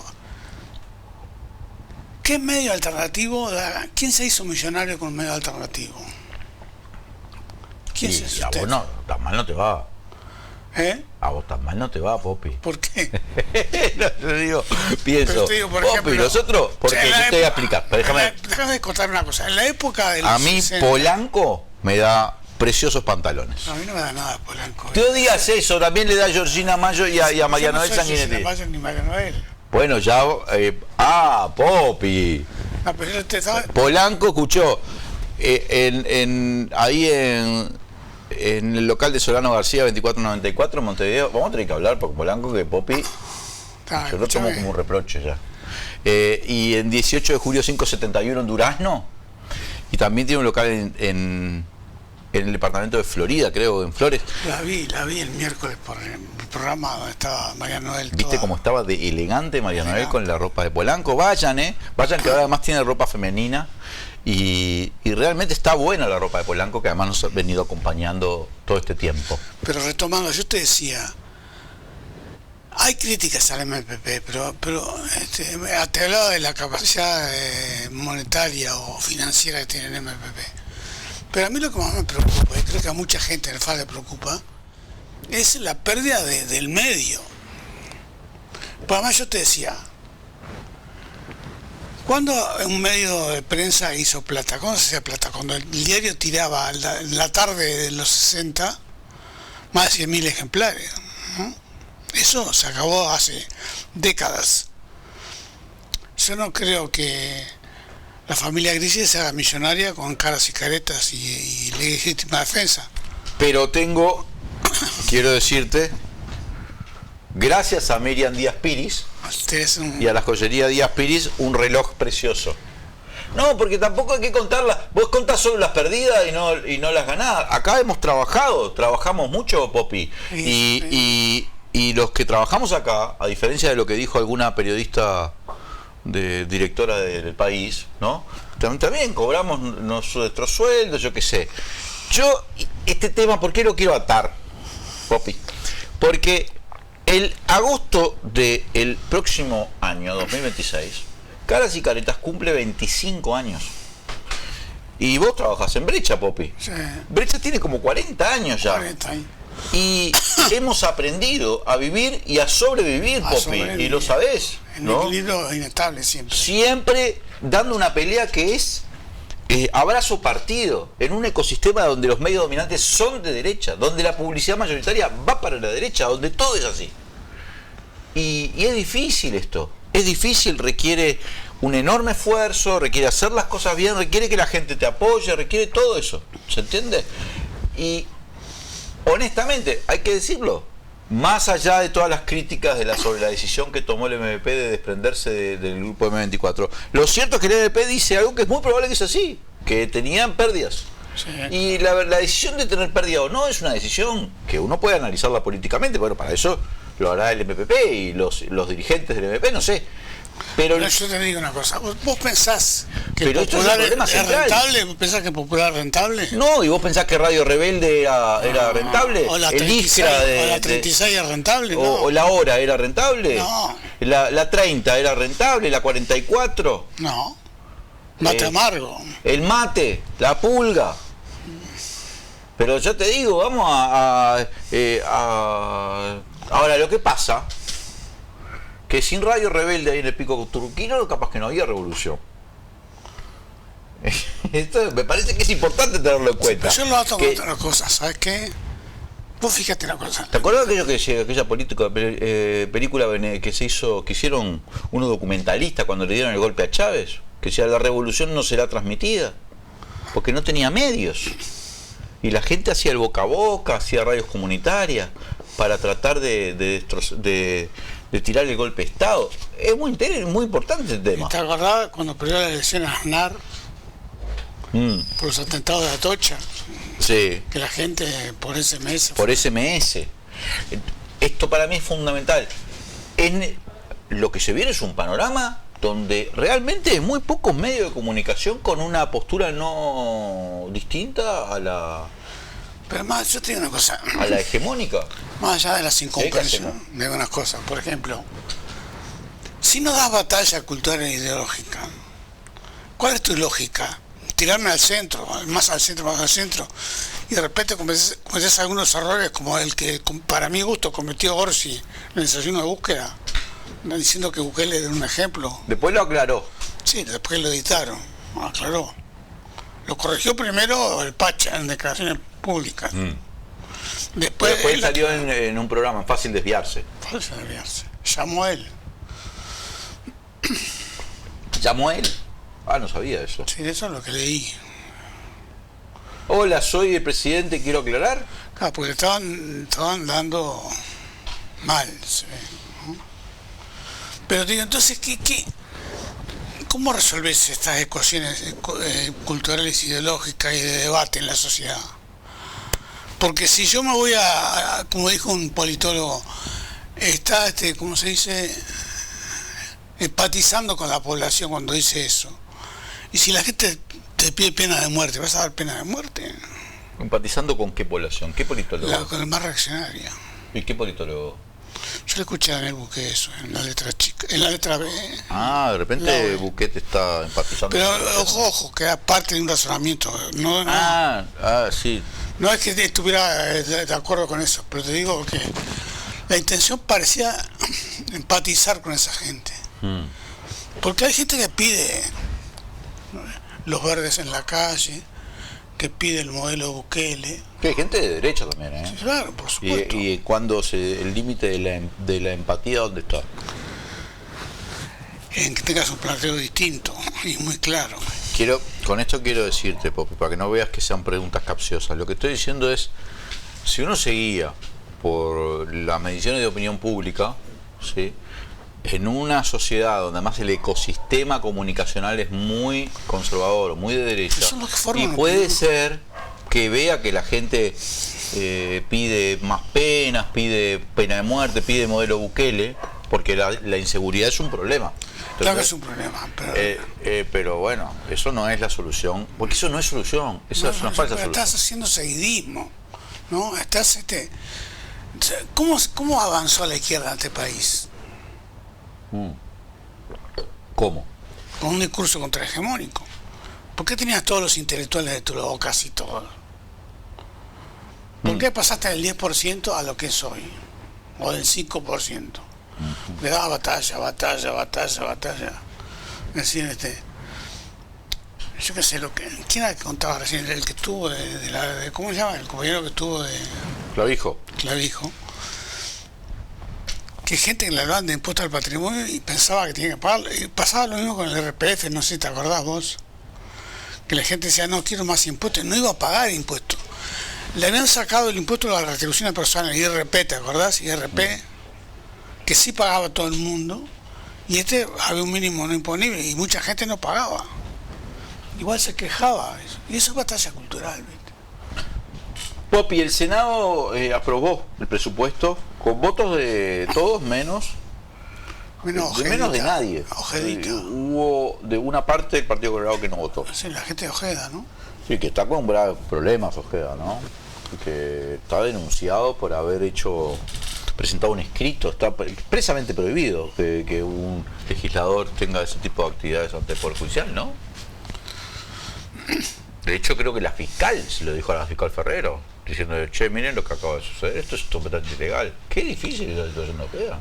Claro, porque además lo único que está permitido es el ejercicio de la docencia en forma honoraria. Sí, yo que se presentó un escrito, parece. Bueno, y se aprobó por fin. Con unas ciertas reasignaciones... 120 millones para educación. Que mejoran un poco lo que ya se había votado en diputado. Sí. Pero es como dicen el Frente Amplio, es un presupuesto austero, con algunas asignaciones, ¿no? Con algunos refuerzos. Pero hay que ver cómo se da el año que viene la discusión sobre la rendición de cuentas, ¿no? Porque está bien que recibiste el país así. Ahora, no es para que tengan la excusa siempre de cómo vino el país. El año que viene hay que hacer otras cosas. Primero, con este presupuesto que se acaba de votar, habrá que ver, a partir de que empiece... El 1 de enero. El 1 de enero. Yo sé qué expectativas tenés vos. De que ahora empiece a moverse más la cosa, ¿no? Que este año fue medio de, bueno, había que aprobar estas cosas. Pero ahora ya está, ¿no? Se ha aprobado de que empezara a ver en traducción en políticas públicas. En vivienda, en seguridad, en todo eso. ¿O no es así? Yo no creo que vaya a haber, te digo la verdad, mucho cambio en vivienda. ¿Pero por qué no crees? Porque el presupuesto, está hablando de soluciones habitacionales, que te va a un piso. ¿No tenés expectativas, Popi? No, tengo expectativas muy bajas.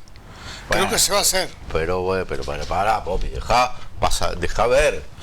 O sea, se aprueba el presupuesto y hay que ver si eso se traduce...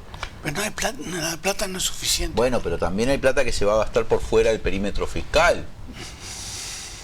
Sí, eso es verdad. Sobre todo en el Ministerio de Transporte y eso. ¿Qué te parece esto que, viste, hasta el propio Mario Vergara, el intendente de Montevideo, dice que le pareció bastante interesante la propuesta de la sobretasa del 1% que estaba hablando? Qué bien que estuvo Alejandra Pico, ¿no? Sí. Qué contundente. Antes de la reforma tributaria, el impuesto al patrimonio recaudaba el 0,6% del PBI. Ajá. Hoy no. Hoy lo han bajado incluso. ¿No? Está bien fundamentado, ¿no? Además las escalas. Tiene un esquema de estilo IRPF, ¿no?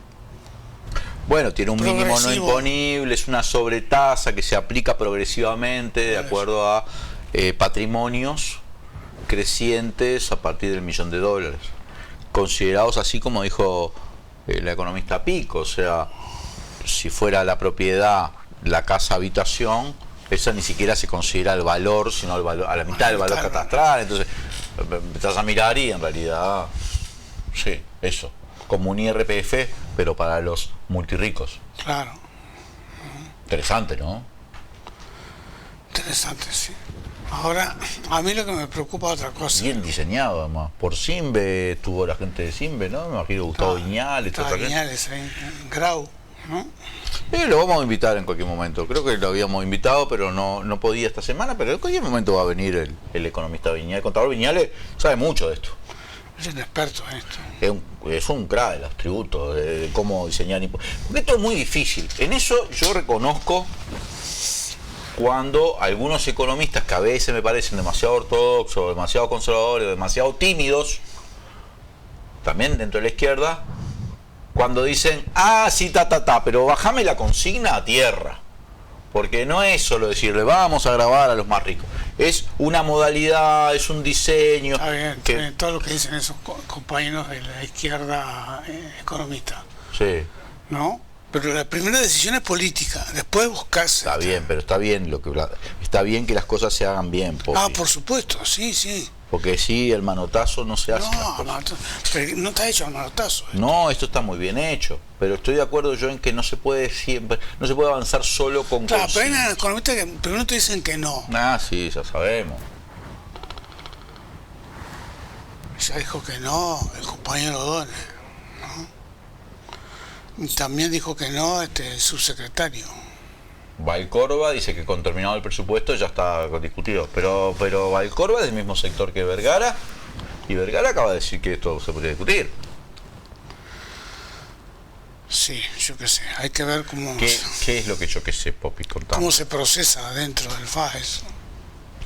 El propio presidente dice que él no se niega a analizar la propuesta. Por supuesto que no sabemos qué significa eso, porque cuando Orsi aclaró lo de Bukele, dijo, no, que yo diga que hay que analizar no significa que yo esté de acuerdo. Al contrario, yo no sé si cuando el presidente Orsi dice hay que analizar, está diciendo algo que realmente quiere analizar o algo como que todo en el mundo hay que analizarlo? Todo se debe analizar. Che, estoy un poco fuera de cámara, ahora estoy. Porque me sentía cortado, viste, que se traduce, pero ya está, perdón. Es boicot. No, pero quería... No es boicot. Dije, che, creo que me... cortás solo. ¿viste? Me acaba de hablar Dios. Me acaba de... Él me cortó. ¿Qué pasa si te corta Dios? Perdés. No sé, Popi, no sé. Otra cosa que me tiene las idas y venidas me tienen medio mareado. Va O'Donnell a España y dice que están negociando con Cardama. Yo lo vi también. También el presidente dijo algo en desayuno de búsqueda, diciendo algo así como, bueno, que las lanchas son muy importantes, entonces hay como una cosa, un espacio de negociación. Está claro que está negociando O'Donnell. Pero a mí esto me sorprendió un poco, porque vos te acordás que cuando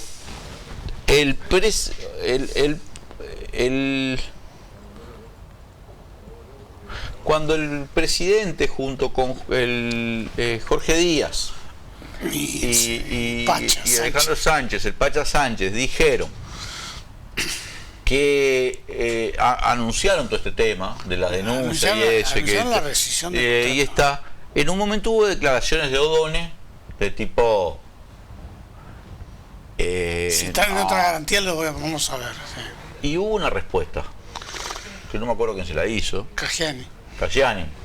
Como tipo, habla demasiado. El señor ministro habla demasiado.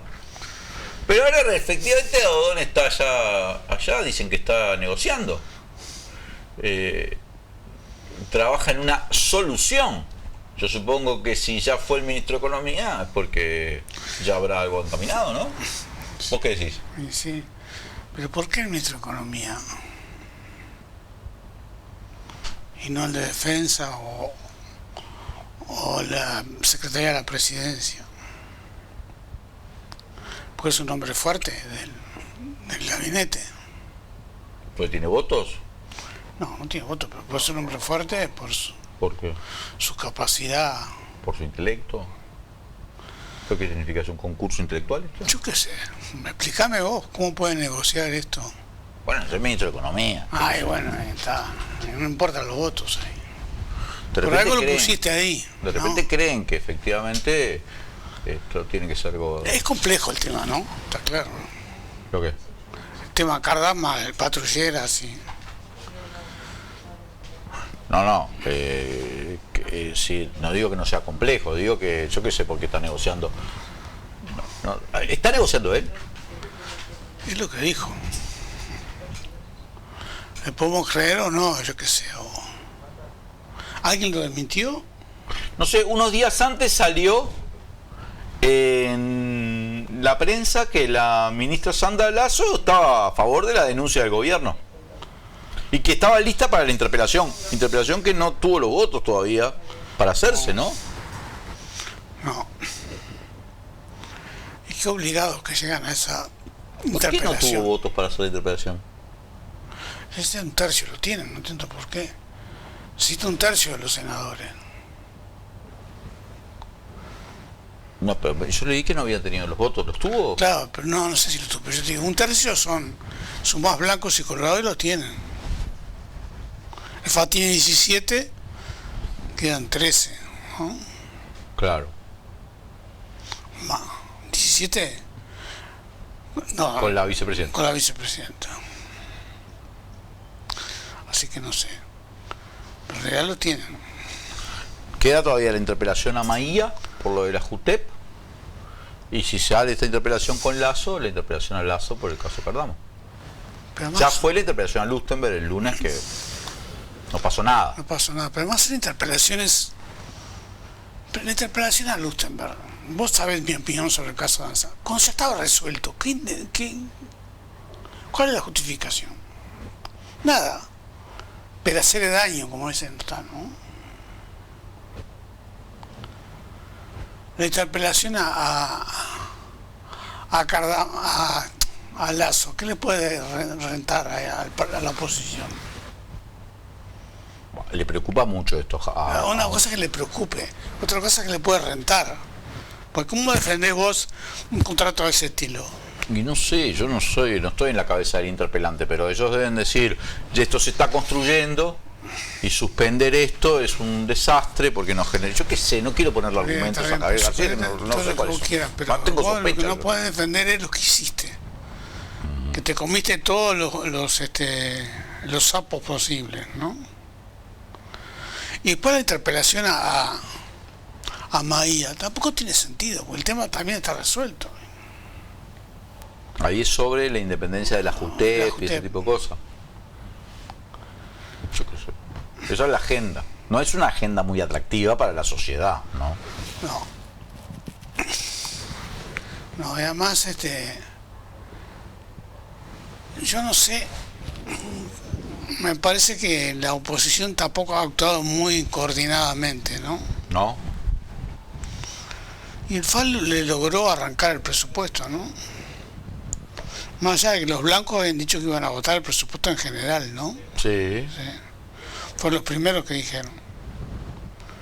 Ahora, no sé si vos sabés esto, hay una serie de viajes de diputados al exterior. A Israel. A Israel y a Bélgica, creo también. Pero sí, como 15 se van a Israel. Y eso provoca problemas en la Cámara. Y entran los suplentes, tiene costo, pero además es impresionante que en este medio de esto, de lo que ha hecho Israel, que es un estado paria en el mundo ya, cuyo denunciado por genocidio, cosa que ya dicho por la Corte Internacional de Justicia, y van 15. Ninguno del Frente Amplio aceptó la invitación. Me alegra, porque hemos escuchado cosas de algún legislador o legisladora del Frente Amplio que preocupaba, pero ninguno aceptó la invitación. Espero que la gente, aprovecho lo del viaje para decirte que en febrero nos vamos a Colombia con Legítima Defensa, que vamos a ir a Medellín, a Bogotá, a Cartagena de Indias, a Santa Marta, en fin. Los que quieran averiguar sobre este viaje pueden hacerlo en el 091-613-403. La idea es salir en la segunda quincena de febrero con SIUR, como siempre. Ahí les dejo el número en la pantalla. Bueno, como 15 legisladores, un montón, ¿no? Es un montón, digo. Pero además está ordenada la tropa, está ordenada, todo ordenado, ¿viste? Porque a veces algunos se retoba. Se retoba. O quiere protagonismo. ¿Y en este caso? Y yo qué sé, en este caso parece que uno de los que se va, pero no a Israel, creo que es de Perrone, ¿no? Pero no, los que van a Israel, porque... pero también hay un viaje a Bélgica. ¿Pero qué tiene que ver? Por los votos. ¿Por qué? Porque ya se votó en el Senado, vuelve a diputados y hay que votarla. Está bien, pero ¿por qué se viaja a Bélgica? No tengo idea, pero debe ser alguna cosa interparlamentaria. Bueno, está. Pero yo no estoy hablando si está bien o mal. No, yo te estoy hablando del viaje a Israel, que sí está mal. Estoy hablando. Son 15 legisladores. Que faltan. Es la mayor delegación, creo que. Bueno, Israel aprobó una plata especial para llevar gente. También ha invitado periodistas y todo. ¿Te invitaron? No. ¿A vos te invitaron? No. Y si me invitan no voy a ir. Pero escúchame, no, yo no hablaba. ¿Me invitan a Palestina? Sí voy. No hablaba yo sobre la cualidad o lo malo del viaje a Israel, sino sobre la falta de diputados para aprobar el presupuesto. Por eso te decía. No entrarán los suplentes. Está bien, pero yo lo que te digo es que hay que asegurar que los suplentes voten como votan subtitulares. Pero vos pensás que hay riesgo de que los suplentes desconozcan Yo no sé quiénes son, en Cabildo, por ejemplo, ¿quién es el suplente de...? No sé. Supongo que están, porque además nadie va a dejar de irse, va a irse si no tiene los votos para el presupuesto. No, pero además, porque lo más problemático, que era el tema del secreto bancario, no está. ¿No? Y lo que se reasignó lo votaron todos. ¿No? Es decir, no hay razón para que no sea. No, es un presupuesto que tuvo los votos de prácticamente todo el Senado. Claro. Y va a tener los votos de prácticamente, porque no es un presupuesto O sea, vos podés mirarlo esto así. Qué gran capacidad de negociación que ha tenido el gobierno para construir una mayoría tan importante. O podés mirar, no es un presupuesto... No es un presupuesto que moleste a nadie. Que moleste a nadie. O sea, podés mirarlo de las dos maneras. Yo estoy más en esa onda. Pero igual se negoció, ¿no? Se negociaron aspectos que eran importantes en diputados, que fueron los impuestos nuevos, ¿no? El mínimo obligatorio ese. Ese lo pide la OCDE. Lo pide la OCDE. El de TEMU y el de el aumento del capital o del patrimonio en el exterior de los uruguayos. Bueno, por lo menos esos están. Popi, nos quedamos sin tiempo. Bueno. Muchas gracias, Popi. Nos vemos. Gracias a todos los que nos han acompañado. Hemos ingresado ya, estaremos ingresando al mes de diciembre. Último mes de este 2025. Y viene la famosa frase esa, ¿no? ¿Cuál? Esto es diciembre, papá. Entonces... Gracias a todos los que nos han acompañado. Soy Leandro Gris, esto fue Legítima Defensa Segunda Dosis.